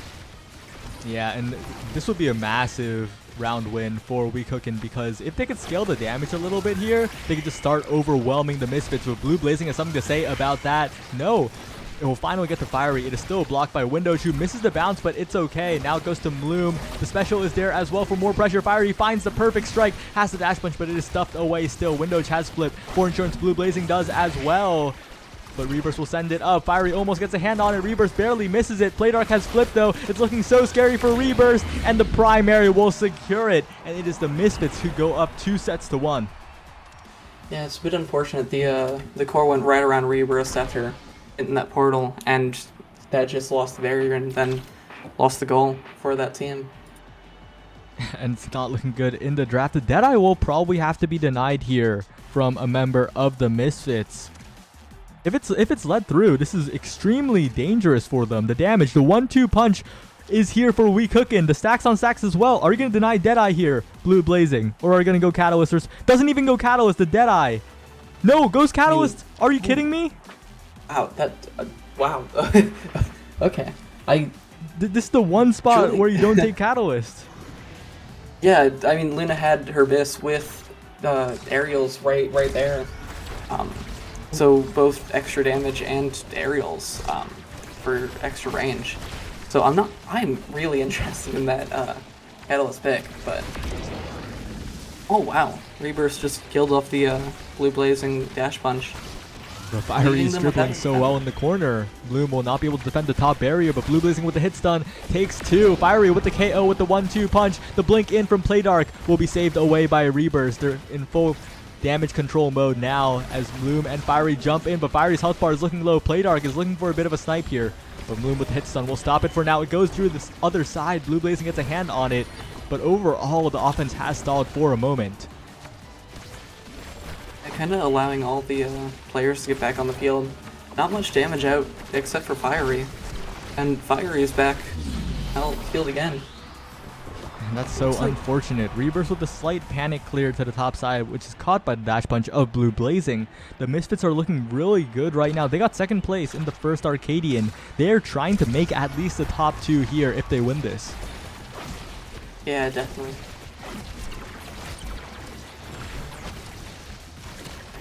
Right, but the flip comes out from Bloom. Top left corner, Fiery as well. And now onto the other side, completely reversed. But Reburst will save it to the barrier this time. Will not give it up too easily. Fiery in position, dash punch. The barrier is taken. Huge opportunity for Weehooken if Reburst can find something with this flip potentially. But Playdark is there as well with the flip. Fiery runs through the barrier to not get KO, to stay alive and be in that position for the offensive play. Blue Blazing will not get the Strike War win, but the primary from Playdark will get it. Blue Blazing wins the Strike Wars, has the punch, but it's not enough. And once again, it goes through the portal. Reburst hits Blue Blazing away for the moment, gets sent through the portal yet again, and Playdark with the snipe. Weehooken are kind of getting a little cooked by the portals at the moment. Yeah, Reburst unfortunately went through the portal I think 2 or 3 times in that interaction, and they just weren't able to get back in time. Portals have thrown me off a lot of times in queue, and I know they throw everybody off. And in that case, it worked out for the better for the Misfits, but Weehooken was not on the positive end of that. Yeah. But Blue Blazing will take both barriers, but the KO onto Windows is massive. Can they get the barriers here? Playdark is trying to defend, but Fiery gets both barriers. They have to capitalize on this, and they do with the team play from Reburst and Fiery. They have to hold on here. If Misfits score another goal, they are the ones who will advance back into that grand finals. Yeah, definitely. It's Weehooken is definitely looking to get this back in their hands. But Misfits is only needing 1 more goal in order to make it 2 grands. Alright, Fiery in the corner with the pressure. Bloom is there as well, constantly harassing Blue Blazing, trying to prevent too much pressure being put onto Reburst, but Playdark blinks into the center. The core goes to Blue Blazing. The Flame Flurry is there, but it is still not enough. And once again, the core goes towards the barrier on the right side. Blue Blazing in position. Yet again with the dash punch wins the strike war on the corner like we've seen so many times before. Reburst has the dash forward to proactively save that one. The rocket is beautiful, but the angle from Fiery is not quite enough. The Expanse is there as well to defend. Fiery is there, has the flip, but it is flipped away by Windowge. Now Bloom looking for a snipe angle reburst, hopping in and trying to get the pressure, and it will be enough. We are going to yet another 0.5. Yeah, it looks like Misfits are on match point, but if WeCooking can get this point, they'll be back in the game with the advantage from the Awakening draft. So it's anyone's game right now, still, and that's the kill. Oh, that's the double kill for Fiery. It was anyone's Windowge game until it's a by himself. 1v3. Windowge is alone in the net. And oh, the primary does get one berry. The respawns are starting to come in. WeCooking has to score right now, but they're ping-ponging it against the Expanse. All the respawns come back, and now the advantage doesn't look that crazy. Reaper sends it forward, though, and Windowge cannot reach it in time. We are at the 5th set. Reaper's sending it just around Playdark, and Windowge didn't have enough speed to get there in time, and that just kind of floats in. And I think Luna here has to block off the twin drive from Atlas, so that could be very interesting, especially with Luna having a eject button. Yeah, Luna loves denying twin drive, right? Because it's not even a deny. It's Luna goalie, eject Luna goalie's best in slot, arguably even over Deadeye sometimes. So definitely a great pickup for them. Great win for them as well. The hot shot deny from the Estelle. I'm very glad to see it happen. Hotshot is pretty crazy right now. Fiery recognizes that. Playdark getting the missile prop is scary, yes, but it's not Hotshot at the moment. Yeah, definitely. Very, very early first barrier for WeCooking, but they aren't able to get the second one just yet with the. Oh, they are with the great strike from Fiery, getting him past Windowed without any cooldowns, and that's a very early missile kill from Reverse. Just getting that early kill. And a great portal play as well. Great defense from Windowge, but the pressure is a little too much. Even if that save was made, Reburst was in position. Absolutely overwhelming round from WeCooking as they look to make the comeback to take this series.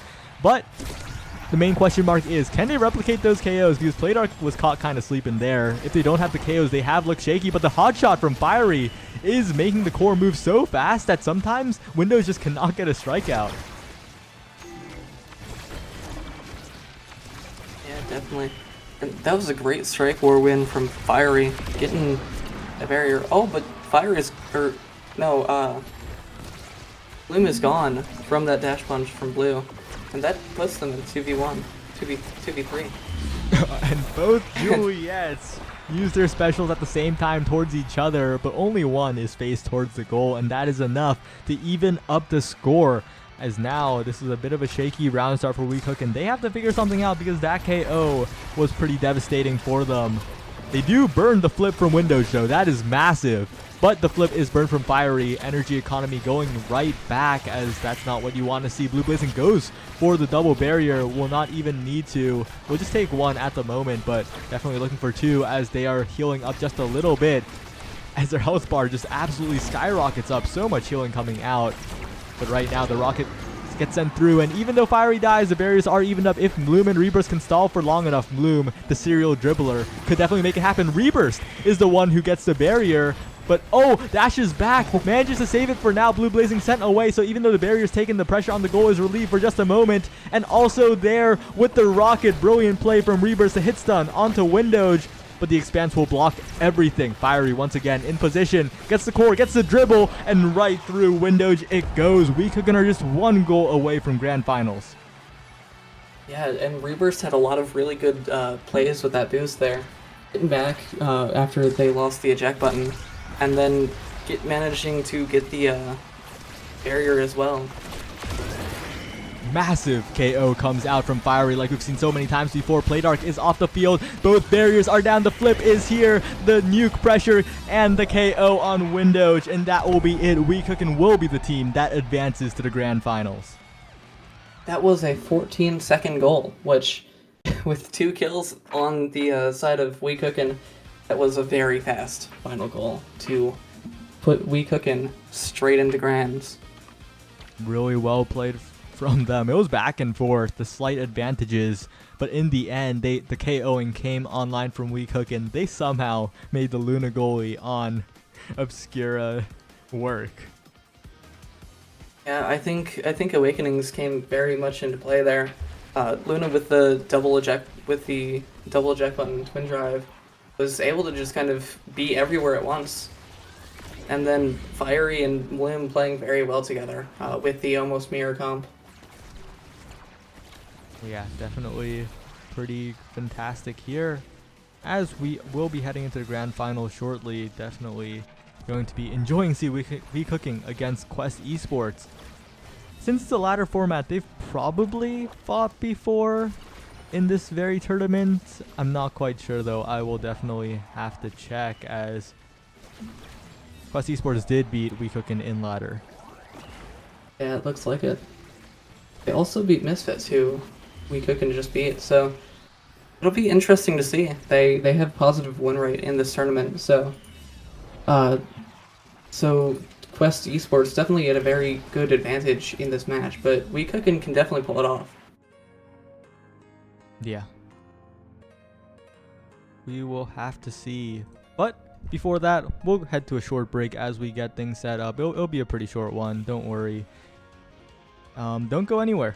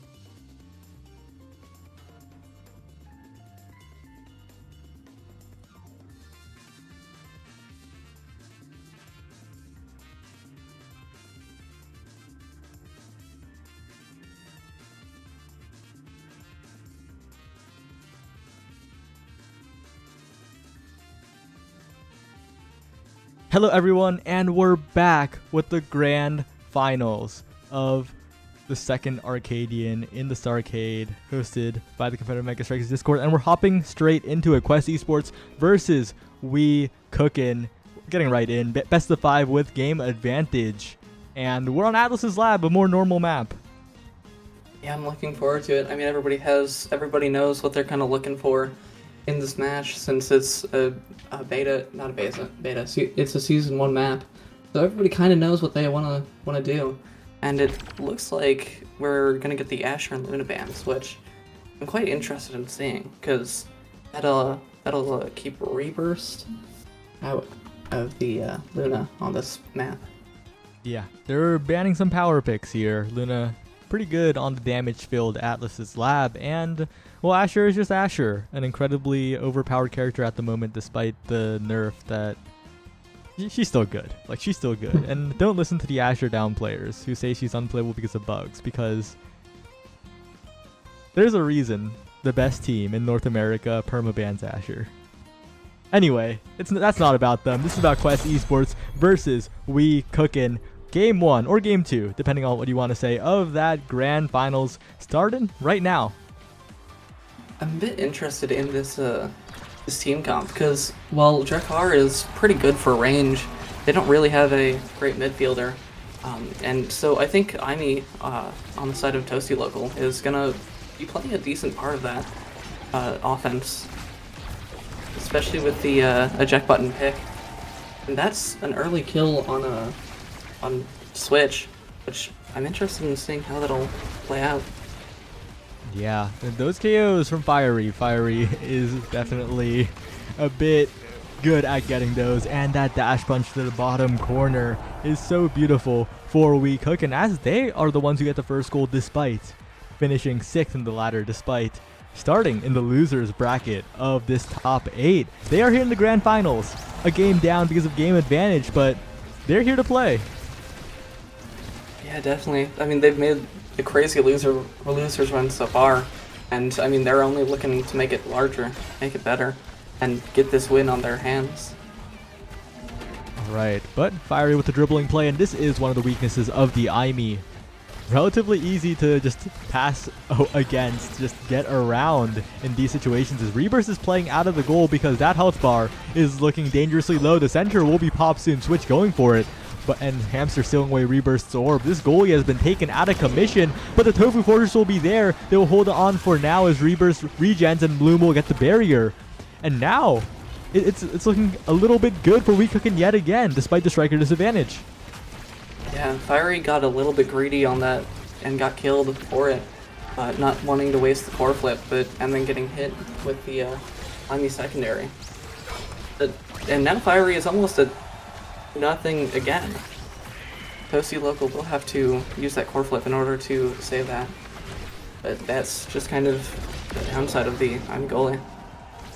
Yeah, and Hamster stalling out a lot of time here. The striker disadvantage hurts, as Fiery does take 3 million damage, almost gets taken out by Hamster Quest. A bit of mind games going on to survive, has enough energy as well. The flip will be burned, sent over to Reburst, and Fiery will be taken out by the lock and load. Toasty Local now passing it forward, and this is a huge opportunity for Quest Esports. Yeah, definitely. And with the pretty much full tempo swing start, there will be a lot of kills this game, from what I'm expecting. Yeah, a lot of multi-hit strikers as well. Another KO comes out onto Switch as Hamster plays the midfield perfectly. Bloom, though, will try to contest it. No, cannot for now. The shotgun is so long, almost gets the goal there, but is still sent away. Toasty Local threatening a goal as well, but once again, Reburst will pass it up. Bloom in position to receive it. No, it bounces off the center. Toasty Local will send it forward. And this is just a really stally midfield, but as I say that, Fiery just leaps on the core, catches Toasty Local off guard yet again, and We Cookin' are looking very strong right now. Yes, Fiery has been hitting a lot of those dash punches, both to get the kills and the goals, and I haven't really seen the goalies being able to stop it too much, which says bounds to Fiery's ability to just kind of pull it out on the spot and get those goals. Yeah, and Bloom just standing still, knowing that Switch is going to press a button. Now Fiery is staggered, but still can play here with that dash punch. Has the flip, has the goal. Quick 3-0 for We Cookin'. They are cooking right now. Yeah, what an angle. We Cookin' is definitely looking to get this set kind of evened out. Currently 1-0 in Quest Esports' favor because of the bracket, and they're looking to even that out, get rid of that 1-up. Yeah, unfortunately, Spark of Agility is not a great pick. It would have.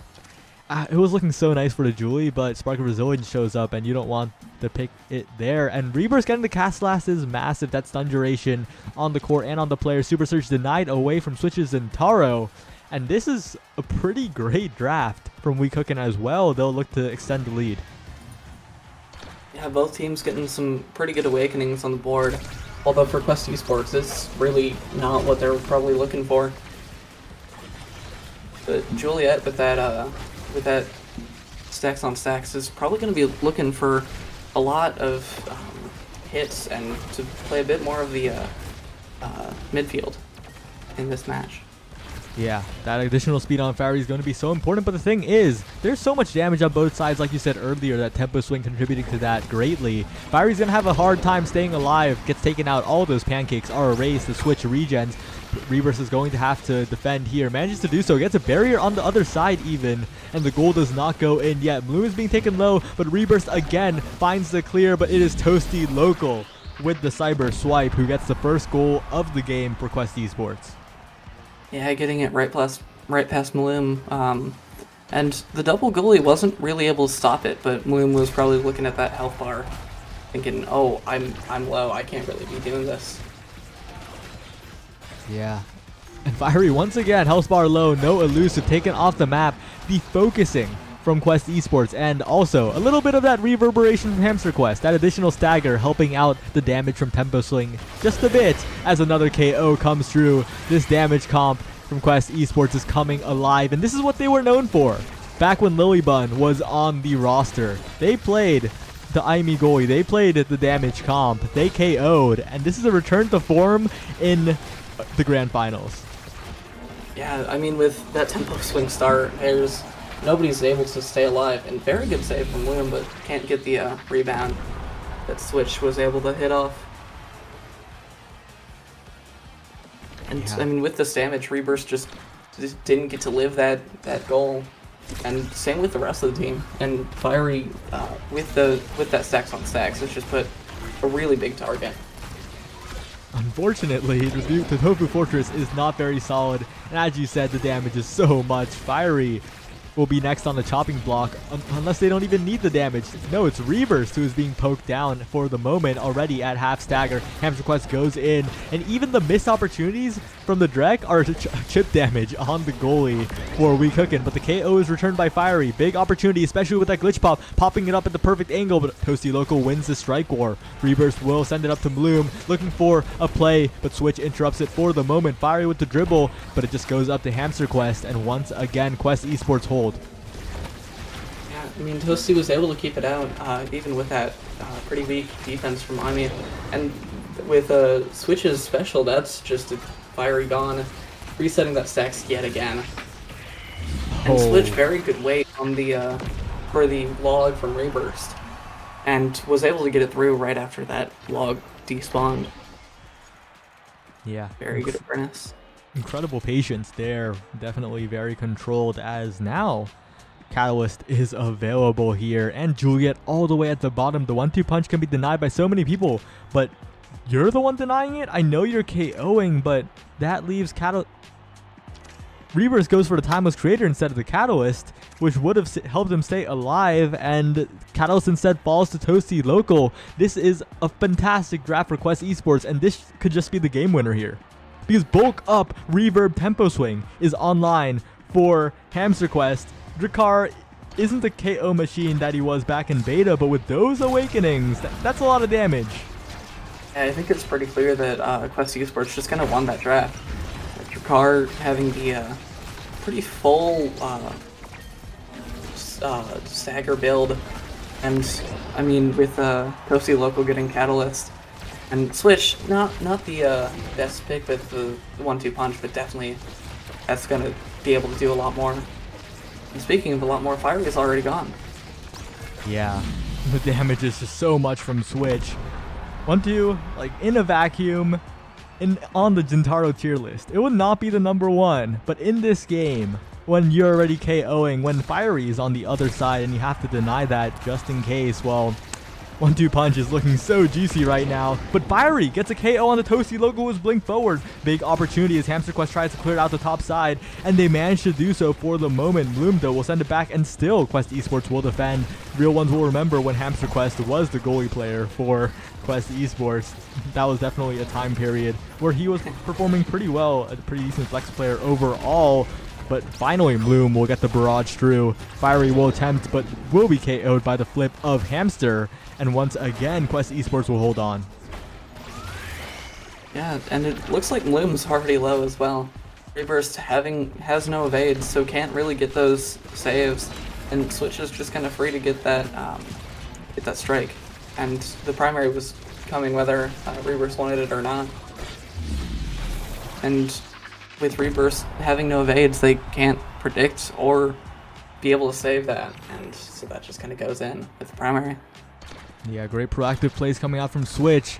And that last draft just changed everything about this game. It turned from some KOs for Quest Esports, making a few striker advantages, to just Quest Esports are just getting KO after KO. But Toasty Local with a slight blunder loses 2 barriers for it. A flip in front of the goal, it is still defended away, but Bloom with the strike placement will keep Weecookin alive in the set.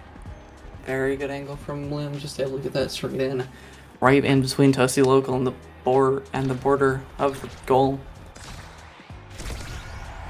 Right, and Bloom once again with the round star barrage, but Hamster is patient. Switch has flipped. The bottom barrier will be taken, however, but only 1 barrier is necessary. Switch goes forward with the flip, waits out the log yet again, wins the strike war, but doesn't angle it to get the second barrier. 1 barrier down on both sides. Bloom looking Fiery, getting the KO. The blink forward is a little bit too much for Quest Esports as Weecookin are once again cooking. The score is all evened up. Yeah, Weecookin is starting to bring this set back, and they're not really dying as much now. Now that Fire hasn't been able to build up their stacks that much yet, but if they can keep it up, then they're definitely going to be able to do a lot more on that forward.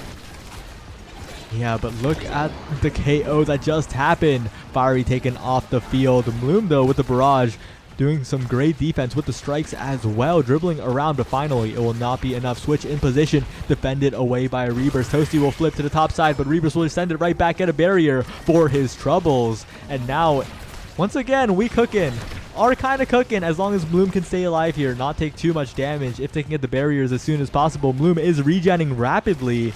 And now, once again, Weecookin is healthy. Toasty Loco has to defend the barrier. And once again, it is...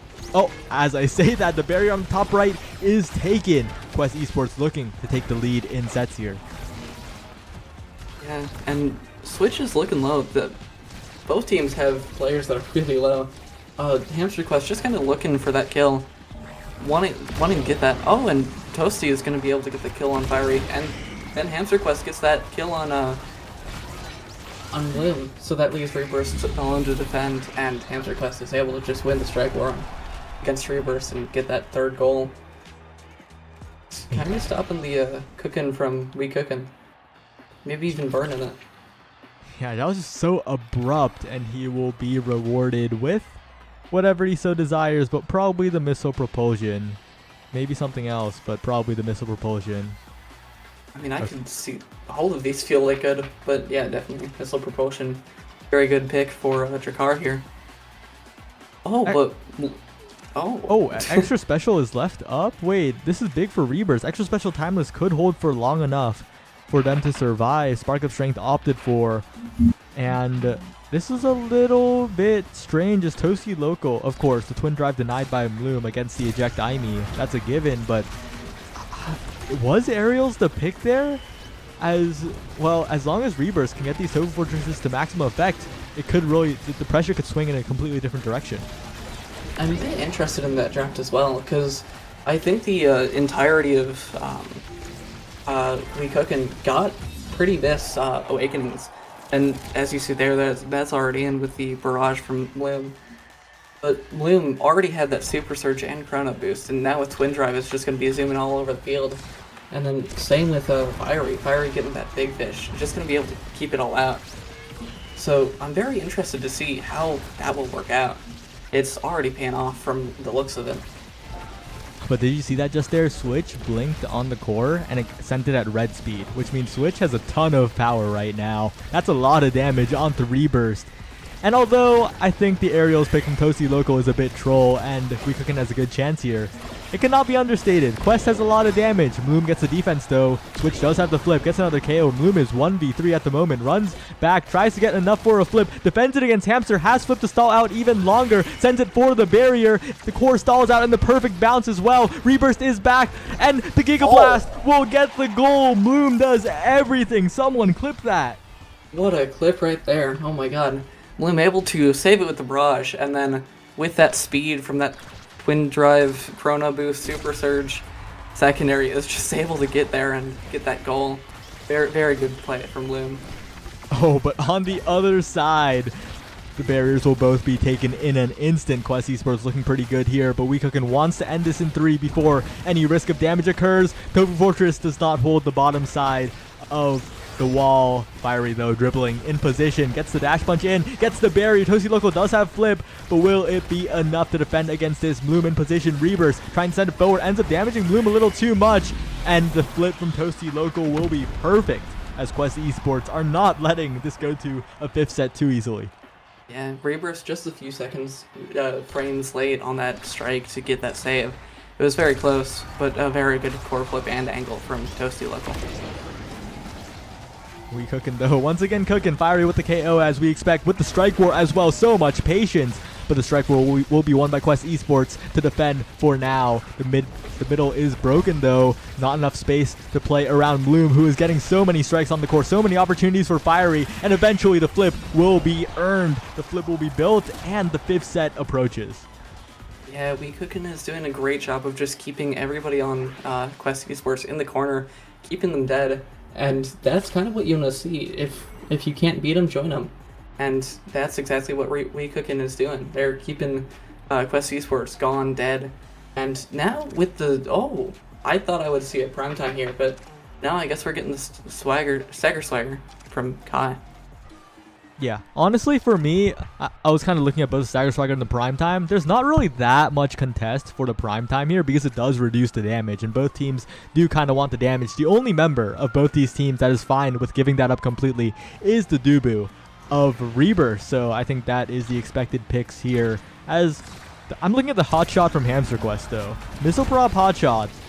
That's a little powerful. Not just on the damage front, but like just in the pure core control if Hamster can get it out. But as I say that, Bloom is so fast, and with that Stagger Swagger will be maintaining those stacks if they play carefully, so this is scary. Yeah, definitely. And Fiery is dealing that damage to Toasty Local, and that's just a straight goal right in. 22-second goal. Very, very fast. Very good goal. There's a non-zero chance Bloom just 1v3s every round while Fiery and Rebirth just distract, because this Kai, Bloom is a strike warrior, of course, dribbling all over the place, but this Kai has the perfect awakenings to stay alive, to get that much speed. And right now, on the other side though, that core is moving a little fast. The barriers are being opened up. Bloom gets a pass to Fiery to the top side. The barrier will be taken. Bloom in position for the second, but Fiery is not there in time. Giga Blast sends it through once again. The strike war won by Bloom over and over again. The rebound off the center will secure both barriers, but Bloom is KO'd as well as Toasty Local. Interesting midfield situation here as Fiery loses control of the core for now, but the extra special timeless Tofu Fortress will just lock down the top side. Switch with the scoring attempt, but Bloom is back and has the speed right away. The Giga Blast will just take out Hamster Quest immediately, and now Fiery is trying to get a hand on the core, trying to figure something out here. Bloom is running back as well. So much pressure onto the top side of the net. Passed up, past the Fiery to the top corner, but no, it does not make it before Hamster Quest. Fiery with the dash, no, yet again, and Quest Esports manages to defend. Yeah, definitely. Bloom is just kind of everywhere at once with these with the speed between Stagger Swagger and he's able to just kind of play the midfield and offense at the same time. But with Fiery gone, that might be a bit difficult to get that goal or keep it out even. Oh, and the pass down. Bloom and Rebirth were stacked up. The flip is burned. That is not good for the energy economy of We Cookin'. The defense was a little botched, and Quest Esports take full advantage. Definitely. A very good passing play, noticing that they just kind of got congested in the middle of the goal, and Quest Esports was able to take advantage of that. Right, it's a little bit scary, but the Tofu Fortress with the timeless, with the extra special available at the start of every round, is coming back to bite Quest Esports as they get the KO on the Fiery, but both barriers go down in the process. Bloom with the dribble, with the Giga Blast, threatens a goal, but takes so much damage, is almost taken out here, barely stays alive, munches an orb, but does not have enough energy for an evade yet. Finally, regens back to Stagger Swagger, helping in that regard, as now Fiery on the bottom side, Hamster Quest with the shotgun, sending it away. The offensive Quest Esports is slowly moving up, but Reburst sends it back with the log. Fiery now looking for the top corner, but once again Toasty local, and the accidental miss angle from Reburst loses the barrier. Hamster in position, has the flip, has to be so careful here. The bottom is open. Switch KOs Reburst, but the goal is not made. Switch does not get the goal. The slight Kaz on the bottom side. Bloom will have to run down for it and cannot reach it in time. Quest are now 1 goal away. Yeah, Bloom definitely being a really good second goalie right there. Able to just keep it out for a bit, but not long enough as they get the pass down to Switch, and that's just a goal.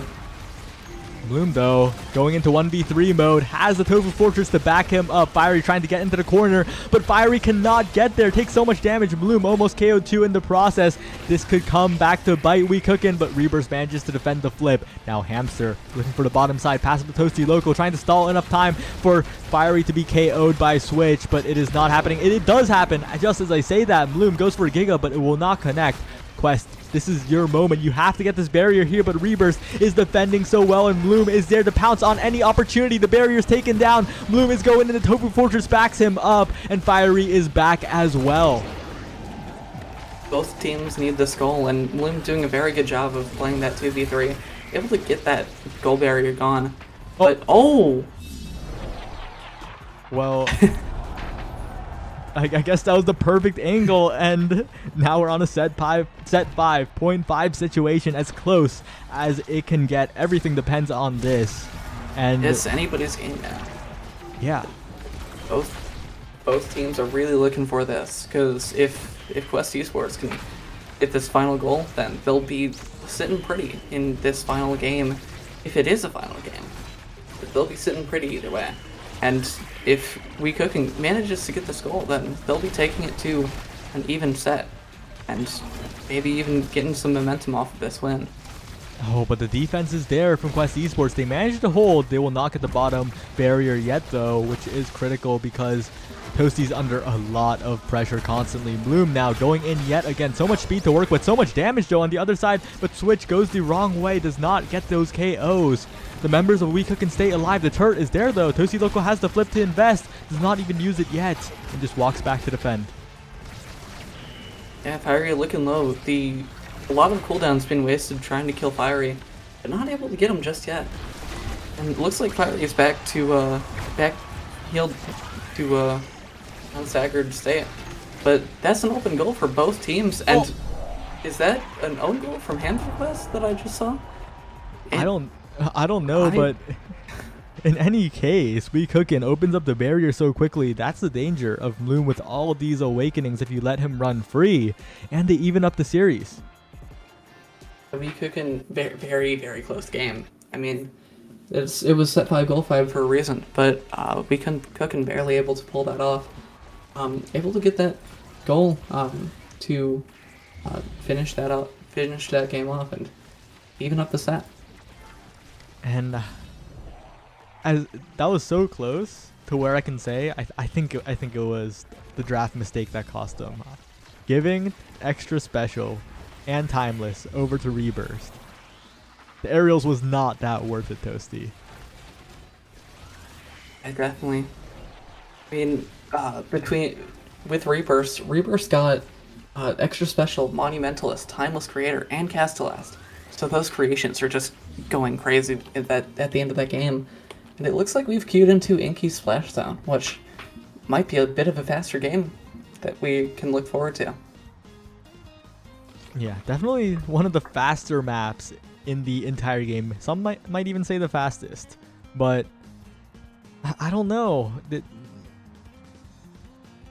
So the problem with this for Quest Esports is they can't just play full kill head empty against WeCookin on this map.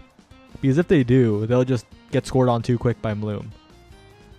Yeah, definitely. I mean, in this map, it's kind of harmful to your team if you play a kill comp. At least the way I see it. It's because if your team is focusing on those kills, the other team can just kind of get a free cheap kill with the water gun, and so it just kind of negates it.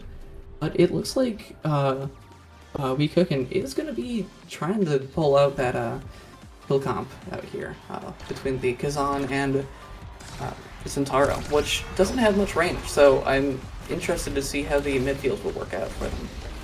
Yeah, right away when I say that Quest can't play the kill comp here, the other team, WeCookin, decides to be the ones that do so. And there will be a large load on Rebirth's shoulders, because Rebirth will have to do a lot of work here. But the water gun goes through, will not move the core past. And Bloom is left waiting forever for an opportunity, as now he will have to play solo midfield for a moment. But now Fiery is back. Now they're looking for an opportunity here. The strike war is won by Hamster Quest in the midfield. But overall, yeah, it's going to be so interesting how WeCookin plays this, because it is a 1-2 punch start. They can make it happen. They do have some damage to work with. They have the water cannon as well. And Fiery's going to look for a goal here, but Toasty predicts it and defends it. And Reapers with a good secondary, able to get that save. And that's a switch off the field for the time being. Yeah, that KO is going to be crucial. The striker advantage so good for this team in terms of securing the KOs, but Toasty will just send to the other side, activate the water cannon, stall out the offense. The flip is there, will be sent towards Bloom. The KO will happen with the water cannon. I don't know what Hamster was doing, but caught off guard definitely, as now it goes back to Fiery. Bloom has the flip available, but the Tofu Fortress will stop it, and the core is just too fast for Rebirth as Quest gets the first goal. Yeah, so much speed, and just in goal one, that was a very fast core, and Rebirth probably wasn't expecting that. I mean, I wasn't. And so that's just in. Yeah, from across the map, definitely not the speed that anyone would expect there, as now Rebirth sending it up, but Switch with the pressure, and that's the problem, right? Rebirth has to hold forever, wait for Bloom and Fiery to magically KO one of the members of Quest, but Hamster is already regened.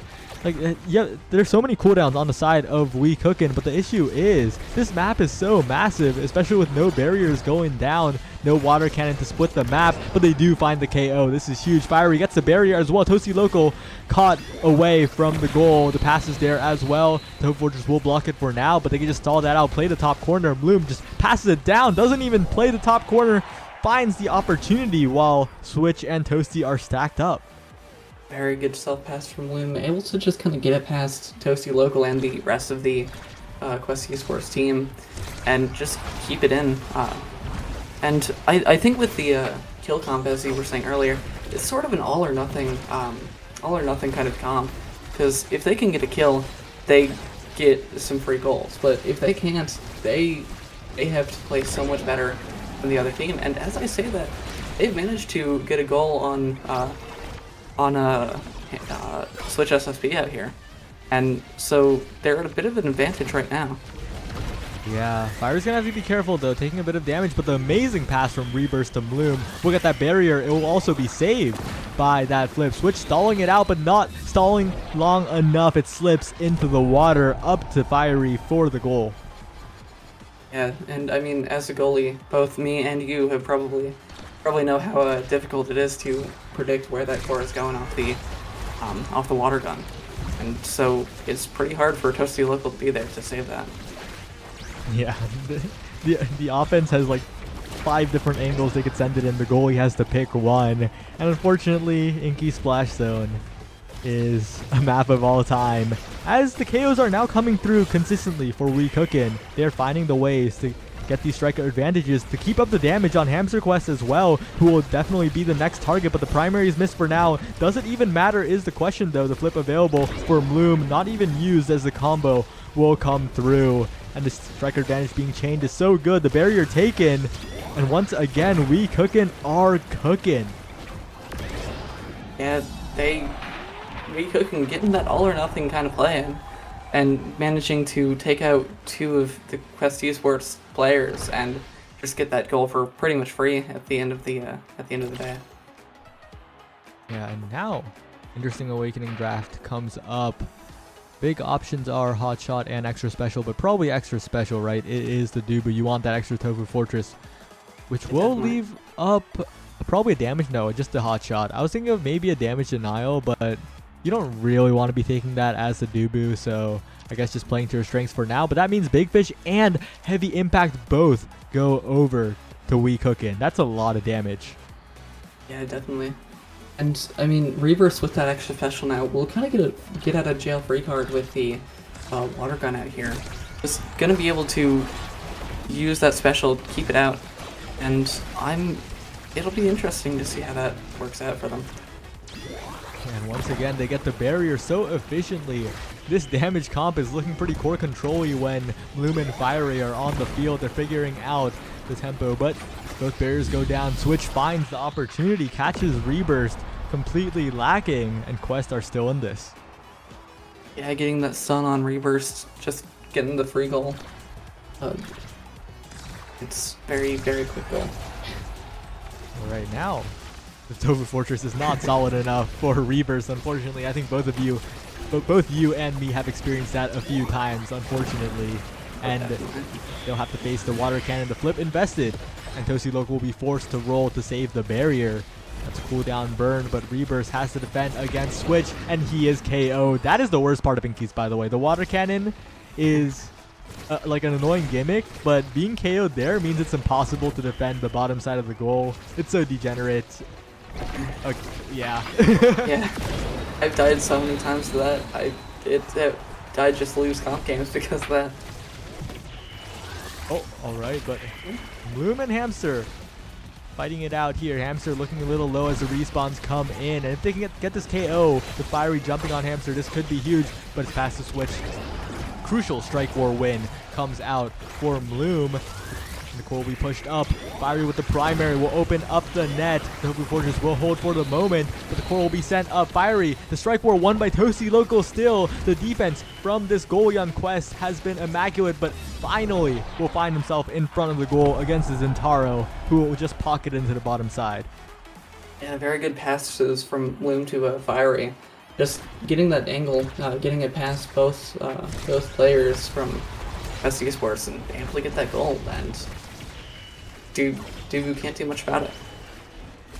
Yeah, Reburst now investing the flip to send it up. Switch putting on a lot of pressure though, dribbling up. Hamster threatening as well, but the damage coming out is ridiculous from We Cookin'. Hamster already brought low. They do get the barrier though. This could be huge as the water comes down. Reburst with a creative angle gets it out of there for now. Hamster does have flip though. You gotta be so careful. It is still defended away by We Cookin'. The KO comes through as well. Fiery wastes the flip unfortunately, and the core particle accelerates backwards, but it is still saved. Now Toasty Loco cannot find the core, forced to roll backwards. Fiery gets the last strike on it, finds the water cannon activation. Bloom with the flip as well, but it is blocked away by Toasty Loco. Fiery trying to stuff it out, not quite enough. Reburst will catch the rebound, send it away from Switch, who still gets a hand on the core, but it is still not enough. As Potato, it is once again stalling out as Toasty makes the defense yet again. Yeah, definitely. Both at this point in the map, they're not relying too much on the water cannon. It's not really being put to good use. It's because of the just open stuff, and that's a very good core flip from Reburst, able to just get it right past Toasty Local, who is stunned by Fiery's primary. Yeah. Like what you were saying, and also the fact that these goalies are building up flips right when the water cannon is there. You saw with Reburst at the very end, had flip ready. when otherwise it would have been a very scary situation with Switch right in front of him. But once again, the water cannon comes down. Team defense from Quest Esports holds strong, but it will just be past the Bloom yet again. Fiery this time, the one taking a lot of damage, but will this damage stick is the question. And no, because the core control is being attempted by Quest Esports. Fiery looks for the goal, will not find it from that range. The flip comes out, Reburst cannot save it in time, as now the water cannon on the other side will come through. Switch tries to find the opportunity. Hamster will cover the top side, and there's the Inky's play we know and don't love. Yeah, I mean, as you were saying earlier with the, it's just, you gotta make a guess out of 5. Reburst tried to make that good guess, but even with the extra special, they didn't have their special up, and so they couldn't get the free out of jail card. Attempted to use that primary, but couldn't get it. Right, but it's 2-2, and Quest Esports is looking for a fast one here. The water cannon comes down, Switch is in position, cannot get a strike on it, and Toasty is low. They have to find something with this pressure. They have to get through, but Switch is just winning all the strike wars. Fiery's being stunned up, looking for a bit of a play here, but cannot KO Toasty. The health bar is being kept low, however, they need to make an opportunity here. Switch sends it away, and yet again, Toasty stays alive, regens out of the staggered state. And once again, Hamster flexes goalie, saves all of the attempts coming out from Weecookin. The flip is there as well, and Quests are looking so good right now. Reavers has to be careful around that bottom right corner, but an immediate KO on the Hamster by Fiery could be massive here. Bloom trying to find the core. Toasty sending it away around the flip of Bloom. Tofu Fortress will assist as well. It just goes directly to Switch. The KO attempted, but the elusive stops it for now. And once again, the offense is not quite there for Weecookin. Yeah, I mean, as I said earlier, it's that all or nothing kind of thing. So now they do have a striker advantage, but can they make the most of it is the question. And Bloom is able to get that barrier, and with that water gun coming out, they aren't able to get that goal, unfortunately for them. Oh, but the water gun on the other side. Tofu Fortress is there, blocks it this time, but Hamster, Quest, and Switch are making some passing plays happen. And now Switch to the top side. Yeah, you can't cover both at once. And Quest Esports, honestly, longest Inky set I've seen in a while. Yeah, definitely. Bit of misplay from Bloom, I'd say.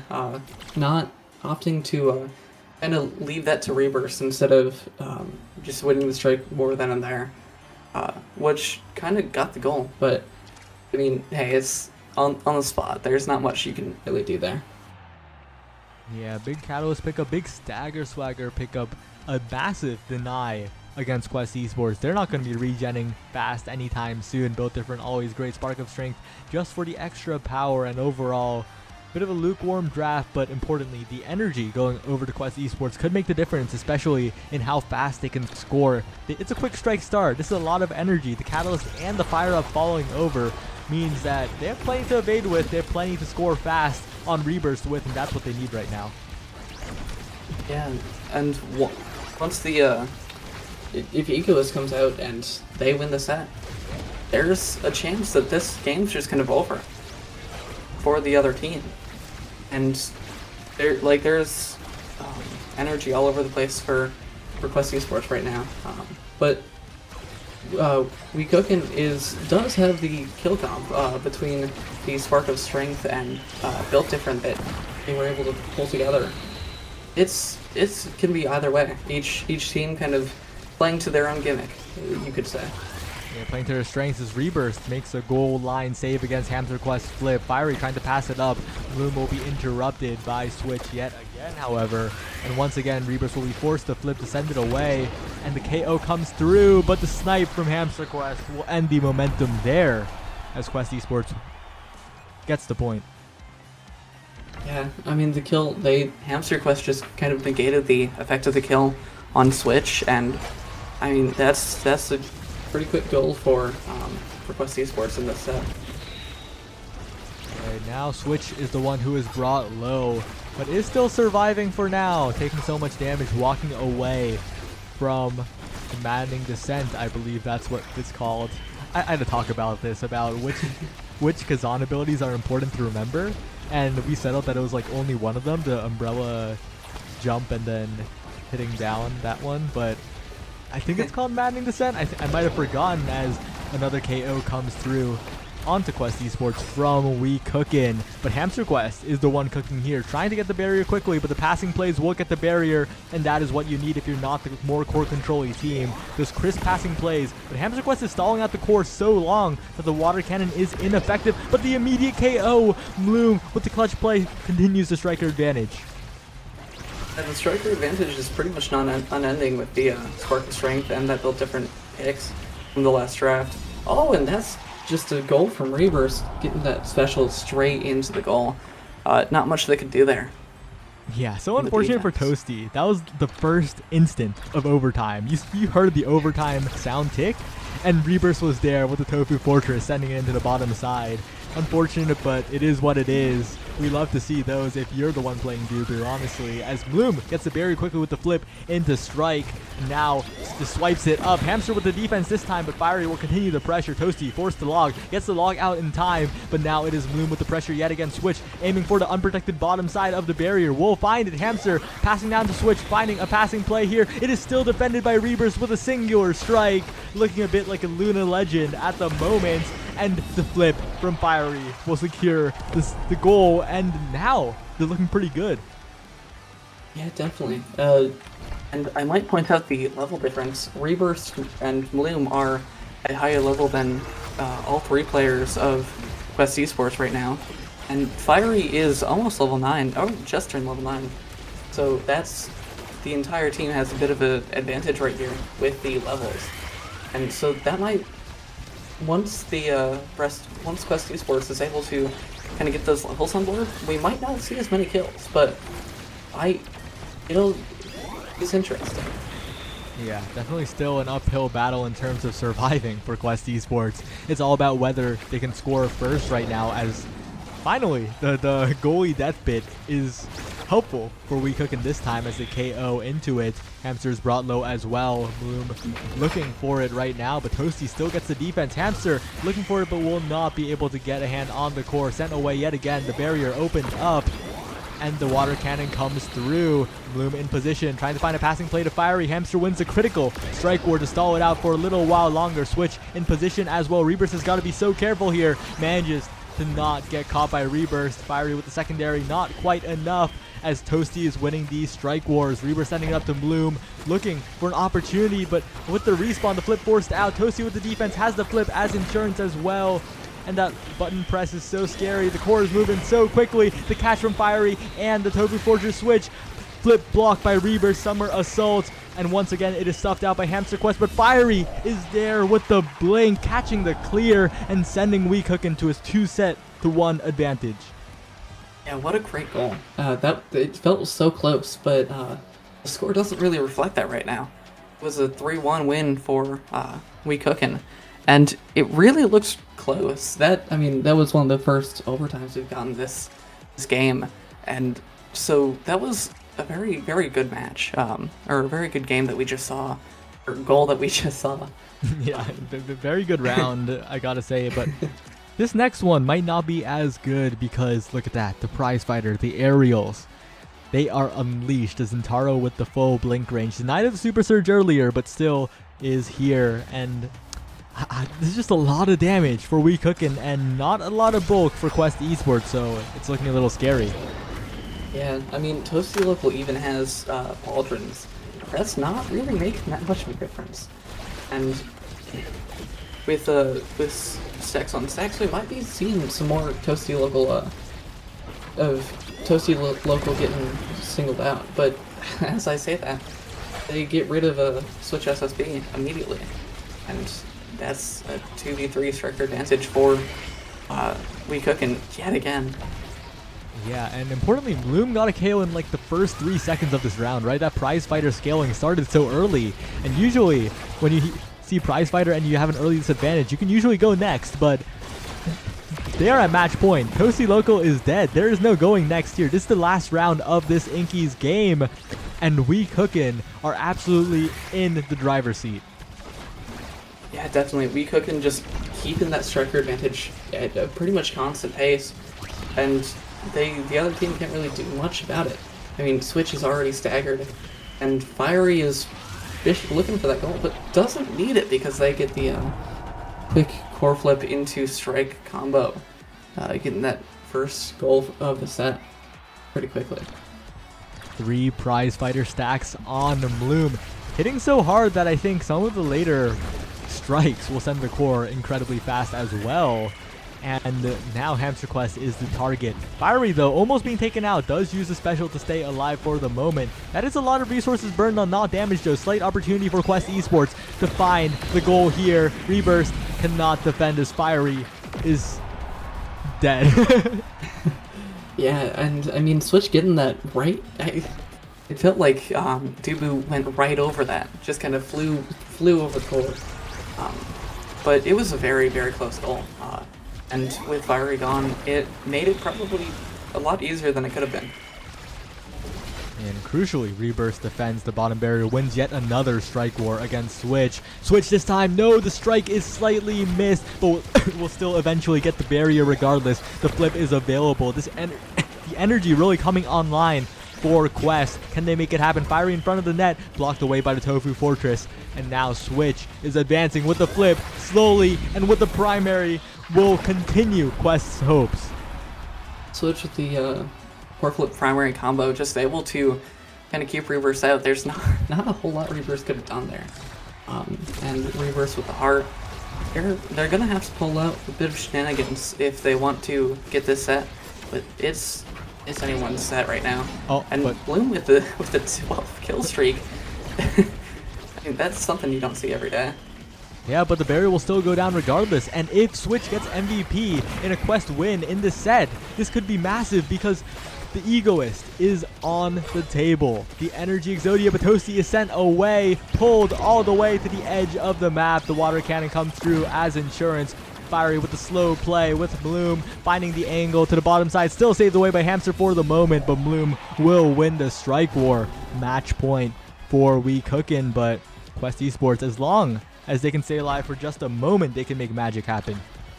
Yeah, Hamster doing really well of saving that the first time, but couldn't really keep it up the second time. And I mean, that's what your goalie character like Dubu is for. And with Dubu off the table, that was not really something that Hamster Quest could keep saving. Right now, on the top side, and I'll let you continue that thought later because Switch is being murdered by the Dubu of Reburst. So much damage immediately being put on, moved to the edge of the map, almost being taken out, but surviving. And okay, well, I was about to say surviving to maybe find something, but no, he's not going to find anything. I mean, he does find the void. Is that all you can say? And Fiery's gonna get that final goal of the game, and that puts Weecookin at a 2-1 game lead for this grand finals, which very, very interesting. Coming out from the bottom of losers and making it all the way up here. Can they pull it out in the next match is the real question, though. Yeah, definitely a very confusing but also exciting losers run coming out from them. And they were on the verge of losing versus Misfits too, but they clutched up. Now they sit in the driver's seat, 1 game away from winning the tournament. Yeah, and this is, I believe, a losers run that we have not seen yet. I mean, I haven't seen every bracket, but I don't believe that very many teams have made this kind of a losers run. And if Weecookin can pull off this final game win, then that puts them in a very good position, and they'll be able to win the tournament. Yeah, and Quest Esports does not want another second place here. They have been a pretty successful team. One of the more successful teams in the history of Omega Strikers. Plenty of weekly second places against top teams, but a win would mean so much for them. They could still do it. They still have games to play, but Weecookin has looked ridiculously good despite picking a full KO comp on Inkies and making it work. Yeah, I have no idea how they pulled that off. They like the Zentaro Kazan? Okay. But that team just really was able to keep that damage on, keep those kills on. Looks like a total of 24 kills on the side of Weecookin, and 14 of which were gotten by Loom, on the Kazan. And so that was, like, they just kept the kills coming and coming. And the kill counter doesn't include Inky's cannon, so that's kind of crazy. Yeah, and now we cooking on the blue side, Quest Esports on the red. It is IMEZAP, another violent map to play on. Fiery will hover the signature Juliet, of course, as Rasmus will be taken off the field. Will Quest ban the Julie? That's the question here. I believe Hamster Quest does have a Rasmus. Oh, but Quest Esports will ban the Luna. Doesn't really look like it was gonna get picked in the first place, though. Bit of an unfortunate ban, but I mean, not like they can see who's being hovered. And it looks like Loom will be on the Kazan again. Fiery, instead of last match, opting for the Juliet. Yeah, I don't like the Kazan here. I agree with this because if Juliet's getting KOs, they're not going to be damage KOs. They're going to be knockback KOs, and helping that Juliet do the job is better. Also, why I'm not really liking the Asher pick here. I would have preferred the Julie from Switch, but we'll see how it pans out. Definitely. I don't know why Julie is so good on this map, but I've definitely seen so many people banning Julie on this map when there's a Rasmus on board. But in this case, Rasmus is not on board, and I think the Julie might have been the pick for Switch, but we'll have to see how it works out. Yeah. Important to note is that Toasty Local, especially on IMEZAP, will provide so much pressure onto the other side of the field, especially when the core is there. It's so secure. This map basically is split into two halves, so Rebirth will have a lot of defending to do, but Fiery gets the dash and the delayed strike, opens up the barrier. Rebirth blocking the top side off, but does not have the Tofu Fortress yet, while Toasty Local, finally gets it just in time to block the Firewall Sentry. Sends it away from Switch, but Switch is still positioning. It is still sent away. Bloom trying to block the pass to Hamster, but no, it is not there in time. The Pat Splitter and the strike from Hamster. A bit of a checkmate situation as Quest Esports gets the first goal. Yeah, pretty much nothing that Rebirth could do there with the emote coming out. There was the pass splitter on the bottom, and Hamster Quest on the top, kind of preventing any clear angles unless they look crazy. Right, Toasty with the flip will stop the pressure from Fiery for now, tossing him away with the glitch pop as well. And importantly, the damage is firmly in the hands of Quest Esports with that Aimee goalie, with the Drakkar and the Asher doing so much. Rebirth with the flip, that's not the angle you want, but the Tofu Fortress will be the backup plan regardless. Fiery in position, dash punch, that's what we like to see. That's the classic. That's why we picked Juliet, and it's all evened up. Yeah, Fiery getting that dash punch yet again. Pretty much the signature of Juliet at this point, and Fiery's definitely shown it off to its fullest. With the majority of goals scored by Fiery, I believe, with that dash punch. Very, very good stuff from Fiery. Yeah. Now Bloom and Fiery have their energy meters full, but it is first blocked away by the entire team of Quest Esports, it feels like. And the KO on the other side, Toasty Local takes out Fiery's Julie, and now it's looking scary. Rebirth is forced to defend on the top side, and the primary will create enough pressure, enough confusion, stun up Rebirth, and Quest Esports looking a little good. Yeah, I mean, the Asher is definitely working out so far between the pass splitters that have, I think, helped to score both goals for Quest Esports this game. And with the primary from the last goal, it's definitely working out so far, but we'll have to see how it continues to work out. Very good stops from Rebirth, just wasting all of Toasty Local's abilities. And Fiery is looking low. And the perfect angle. Toasty was not ready. Bloom emotes. And suddenly, it's all evened up. It's anyone's game for this first draft. And this draft is so important because Toasty is timeless. So if Quest wins, if they can secure that MVP for Toasty, if they can assemble the turret Exodia right away, that could just be a massive pressure for them. But on the other side, if this Julie can get something like a 1-2 punch, start scaling, start KOing into the center, onto the sides, that could be the difference maker here. But so far, it's looking like it is good for Quest Esports. Mloom will have to drop back down to defend. Switch with the pass up, defended by Mloom, but right into Hamster Quest, who just jumps on it, and the first draft advantage will go to Quest. And it looks like a Toasty Local is going to get that first Awakening pick. And we do have Castellas, but I think with the era, it might have to be taken. Yeah, it's Twin Drive. This guy's taking Twin Drive. It's Ejecti me. He is blinking all over the place, and that's the first big difference. Definitely. Although very, very good first pick for Era as well. So both teams got some pretty good first draft. And yeah, it looks like Julia's gonna get Peak as well. Everybody got pretty good Awakenings this draft. Oh, but I really like how Quest drafted that one. They took away stacks by Hamster, opting not to go to Missile Prop. They also took Prize Fighter on Switch, which leaves Fiery with the only basic usable training being the 2 stagger ones. Not what you want to see, as that Julia's Peak is incredibly weak, and the other one's fine too, but like, there's so many better options that he could have gone if that denial didn't happen, as Switch with the Path Splitter completely splits the goal top to bottom, leaves the bottom wide open.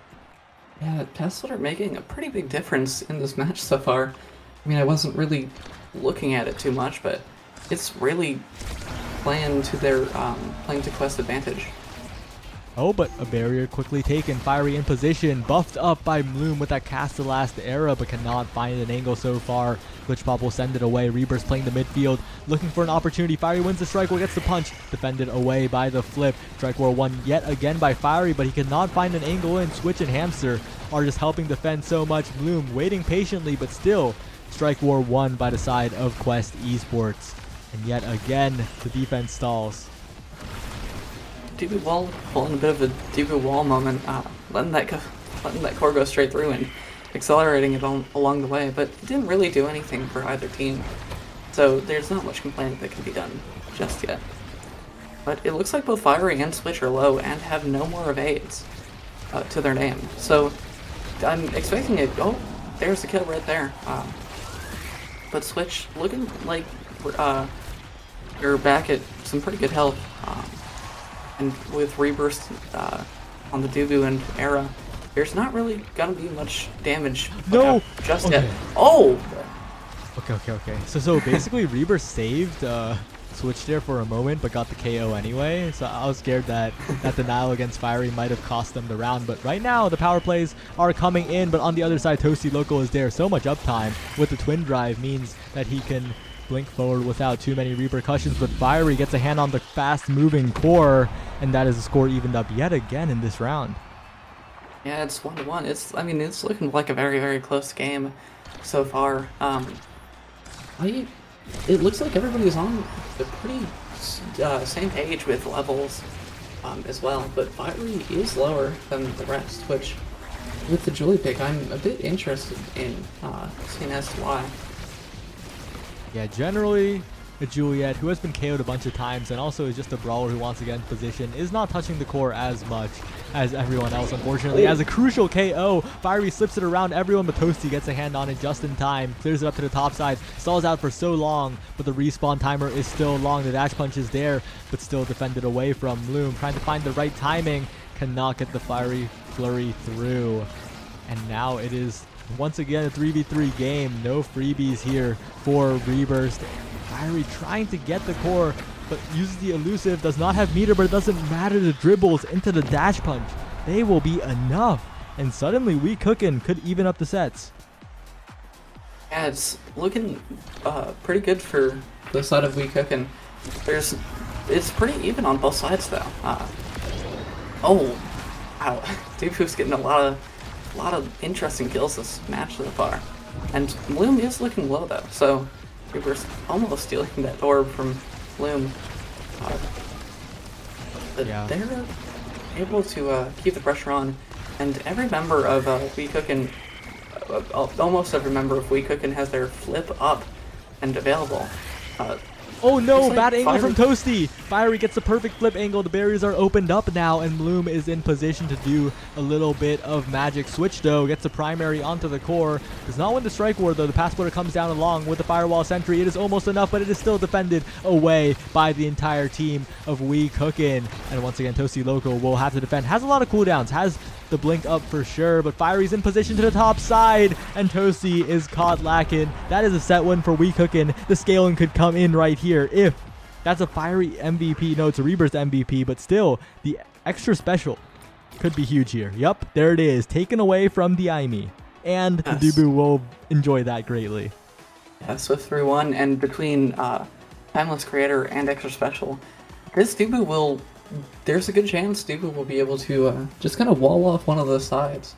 I mean, that's what I do a lot, which might not be the best idea, but it's very useful and in just keeping it out. And that's 3 sparks on the board, so that's a bit unfortunate for Julie.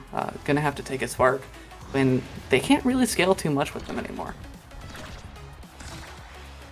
Yeah, it's a little tough, but you'll always take a little bit of power, especially when your teammates are feasting right now. Toasty, unfortunately, denied the extra special, right? Switch taking so much damage, Fiery too, but that Asher finally regenning quite quickly as Fiery almost taken off the map, punches away, taken out by the Path Splitter, but that Path Splitter will not be used for the scoring attempt now, which is crucial. But the barrier still falls regardless. Bloom with a very good special. Oh, everybody's down all over the place. And that's a special from Dubu, a Tofu Fortress. Gonna not be able to get the goal or barrier, but can't really expect much when it's just sitting there. Right now, Hamster getting it past Rebirth for the moment. Bloom is there, and quick core from Switch. Absolute jump. I did not expect that to happen at all. Let's see her Hot awakens.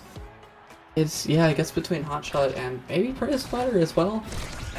Yeah, that definitely helped a little bit. Significantly. And Dubu's gonna wall off that Path Splitter, kind of make it useless, with or without being intentional. And that's the quick first barrier on the side of We Cookin'. Yeah, and now Fiery in the center of everything, trying to win Strike Wars against 2. Unfortunately, a little bit too much of a task, but that KO is exactly why you picked Juliet on Aimi Zap. Now the core, a little bit dangerous to go for, but Fiery trying to find the angle to the bottom side, defended away by Toasty Local, but the Tofu Fortress will be devastating for Quest, but it is still defended by Hamster and Toasty. Fiery now low, but still getting it through 2, somehow evening up the score line, and suddenly We Cookin' are once again beginning to cook. Yeah, and I mean, Fiery, with that being a level lower than the rest of his team, really isn't playing that badly right now. They might be the MVP of their team, not paying attention to levels, because they're getting so many different kills and a lot of other stuff. Oh, Toasty Local, very good. Rebirth walks all the way forward, tries to find an opportunity, and Fiery is a pretty good substitute goalie in the absence with the punch, as winning the Strike Wars is Fiery. Toasty will drop back to defend. The flip baited out by Bloom's perfect pass around, but the KO will come through. Rebirth will be taken out. Bloom is just a little bit too slow to make it there, and Quest absolutely capitalized on Rebirth's low health bar. Yeah, bit of an unfortunate, or bit of a great kill for Quest Esports, just able to knock Rebirth off the field, and Bloom was so far back so far forward that they couldn't really get anything going, or get that saves outside of the quite good bewitching beam. Oh, and Rebirth is off the field again by that Path Splitter. Oh, Fiery, very good core flip. A series of unfortunate events for everyone there, as soon as someone did something advantageous, they were forced into something advantageous for the other side. But in the end, no barriers will fall. The respawns will happen, and finally, the barrier of We Cookin' will go down. Tornado will barely avoid killing. Switch, as he stays alive, will be quite the threat against Rebirth, who will have to defend here with the Tofu Fortress. That's not the bounce you want, but it is still sent away.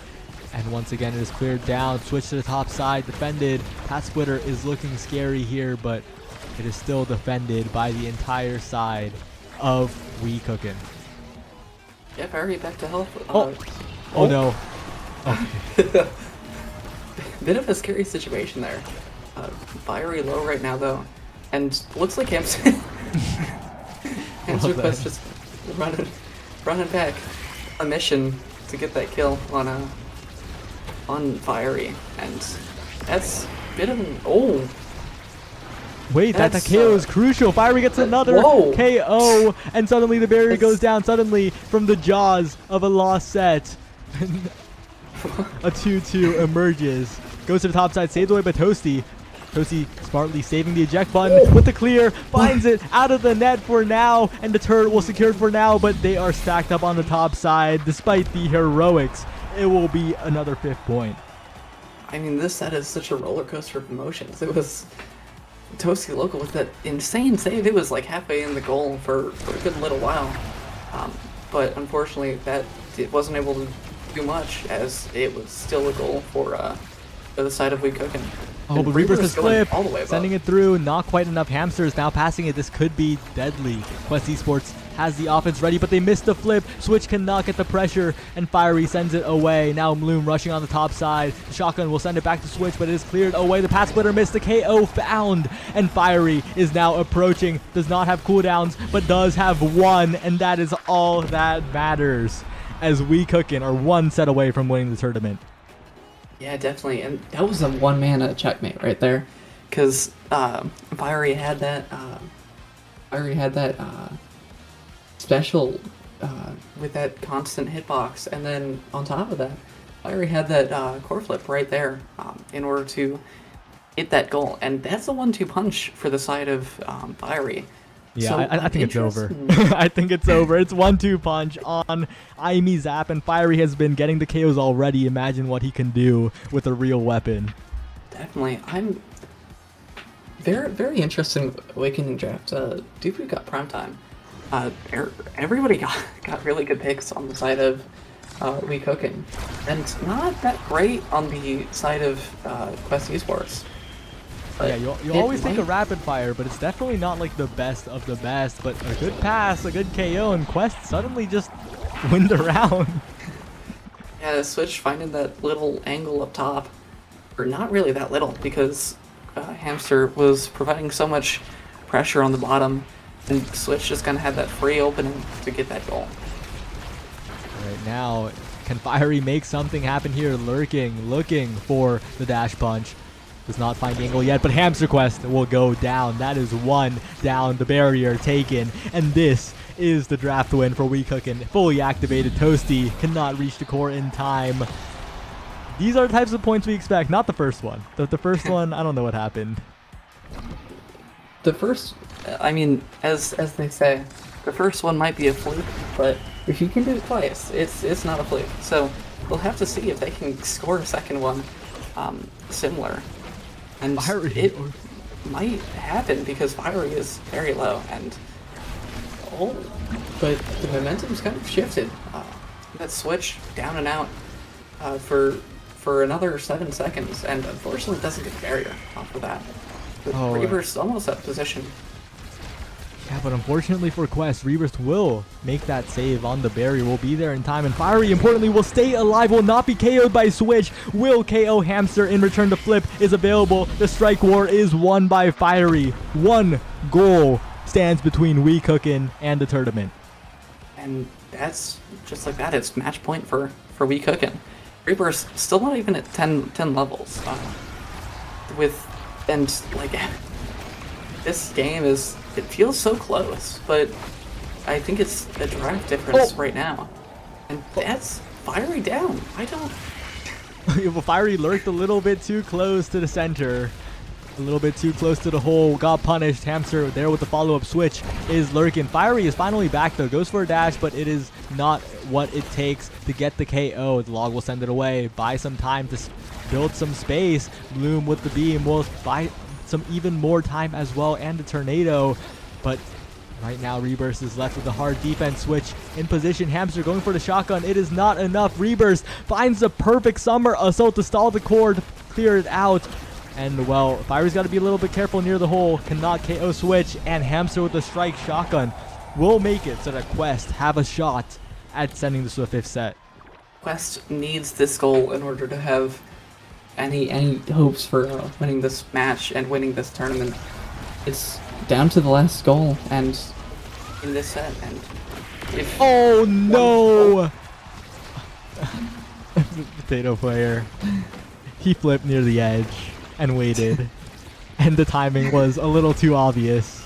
And they got the KO, another strike advantage, but they can't capitalize. The barriers stay up. Nothing off of it. And Bloom and Rebirth kind of playing a bit of a swapping game. Just making sure that they can't really get that goal barrier down on the side of We Cookin'.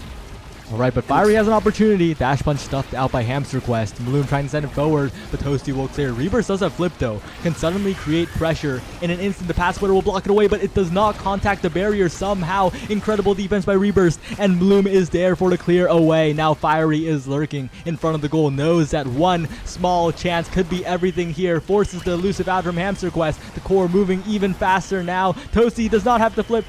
Has the flip, does not use it yet, saves it for another opportunity, another save, and the turret will stop the core for now, but Rebirth is sending it to Fiery once again around the world. The log will send it away, back to Rebirth, to Toasty, to Rebirth, gets the barrier, and Toasty has the flip, could make a clutch play here, couldn't be the difference maker, but Hamster Quest has the core, has possession.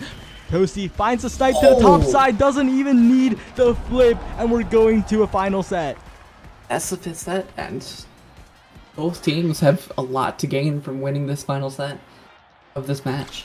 And that's a Catalyst and Egoist both on the board. But more importantly, I think Imi is going to get aerials here, maybe. It depends on what they opt for. Maybe the Super Surge. Yep, Oh yeah, Super Surge. Between, I always forget that and drive a deck button. Super Surge is gonna make it so much more. Gonna give so many more opportunities to Toasty Local to just be a third forward, more so than has already been allotted for Toasty Local here. But Asher Switch not really getting much off the draft, just getting a bit of cooldown. But without the any other sparks, it's been unfortunate of the draft, and that's Fiery down already. Yeah, Fiery's down for now, but I gotta talk about his build. He has 1-2 punch heavy impact. That is a lot of knockback. That is scary. And despite the build different being denied, if he can get the dash punch onto anyone, that could be their death. Fiery is lurking now. The air tornado will kill Toasty Local. This is massive as Fiery sends it away from Switch. Bloom is KO'd though, crucially by Hamster Quest. That snipe could mean everything. Stops the power play completely. Toby Forges will back Fiery up, and Fiery gets the barrier despite the 2v2. Toasty is back. Bloom about to be back as well, but Flip is available for Rebirth. Will send it out of the corridor. Will stay alive for the moment. Has to watch their health, and the barrier will not be taken. This time it is now Bloom just shrinking Switch, trying to take him out of the game. Toasty has an opportunity, but no. Switch is KO'd. Bloom is there. Rebirth passing to Fiery, trying to find an opportunity, but Bloom will once again be taken out by Hamster Quest. Fiery slowed down by the Molten Bolt, and yet again the play stall. Yeah, so many kills from both teams going out. As you were saying, so another KO from both teams going out. Fiery in front of the goal, but the turret is good from Toasty Local. Down to block. Fiery cannot find the confirm on that net, and once again the offense is not enough. The strike war win from Fiery against Switch defends for now, and Toasty, the hot shot punch from Fiery, gets it past. We Cookin' take the lead yet again. Yeah, a bit of a demon angle for Toasty Local there. Very good punch from Fiery either way, and now that's putting them at an advantage for the rest of the set. They have the goal. They are, I mean, that's just how it works. Right, and now Switch doing a lot of magic there, but not enough to get the barrier. So many Combos attempted, follow-up abilities, but Hamster Quest attempting still not enough. Switch will get the flip, and the turret will carry it in, but the KO on the Switch. Fiery getting it, winning the Strike War against Toasty. Fiery in position, Hamster Quest trying to control the core away. Bloom, though, will send it directly towards Toasty, directly towards Fiery, but it bounces off the rim, and now it is a power play for Quest Esports. The passing play, topside blocked. Rebirth gets it out, gets the Strike War win as well. Fiery gets the KO. Suddenly, the power play dissipates. The Strike War by Rebirth onto the shotgun by Hamster will hold for now. They're playing keep away. They're keeping it away from the flip of Hamster. Hamster gets a hold of it in the other side of the field, though. And once again, Toasty Loco blinking in. Rebirth will not be caught. Rebirth playing so careful here. Has to defend the top corner and manages to do so. Fiery sending it away yet again. Gets control of the core yet again. But once again is not in a good spot to find the scoring opportunity. And that Tofu Fortress is not solid enough for Rebirth. But he does have the flip for insurance. Fiery trying to chase Hamster Quest down. Gets the KO to the bottom side. Fiery makes his Toasty Loco up and he doesn't have a strike. One goal again. For the second time, stands between We Cookin' and the tournament. Can they secure it? I mean, Quest Esports has been playing really, really well this set, but they need to really pull some shenanigans out and win this next goal, and win these next 3 goals if they want any chance of winning this tournament now. And it pretty good offense starting from Quest Esports. Oh, but Bloom gonna get a quick goal and Fiery gonna get a quick kill. Yeah, striker advantage and the barrier down in an instant. Fiery is also staying alive despite having no meter. Bloom has all the tools necessary to outplay Toasty Loco here. Finds it, but Toasty gets the save. Now Rebirth walking up the midfield, stalling out the regen. Finds the Tofu Fortress, the perfect angle to the bottom side. And that will be We Cookin' taking it from all the way from loser's side in top 8 to the grand finals. Yeah, very, very amazing. Tofu Fortress there might have been able to be saved, but it wasn't. And that's the game. That's the tournament, and that solidifies I believe 5-win. Hey, let's see. They beat. So just now they beat Quest Esports. Losers finals they beat Misfits. In losers semifinals they beat Lakeland. In losers quarters they beat 3 Islands, and then they beat Bozo Bunch with a DQ in losers round 1. So that's a 5-set win streak to put them in the winners of this tournament. Very, very good stuff. Yeah, and we're gonna have to pull them in for an interview real quick because that was ridiculous. Absolutely well played from them. And this isn't Rebirth's first tournament win technically. He did win the Canada tournament, but since it was a restricted tournament, it is not counted for Arcadian eligibility. So now he's technically a 2-time tournament winner. Well, I mean, according to a Rebirth's profile picture on OS, they do have that Sony victory, Sony W emote. So they definitely have won a good few things. Definitely are a good player. I fought them in solo queue. They are a really good player. And, I mean, all these players are. They are all so good, and it was such a good final match of this tournament. Yeah, incredibly well played from both sides, but We Cookin' just a little bit better. So many 0.5s, by the way. I don't think I've seen that many 0.5s in a set, but it went to 0.5. It felt like almost every single time, and in the end, We Cookin' clutched up just a little bit more.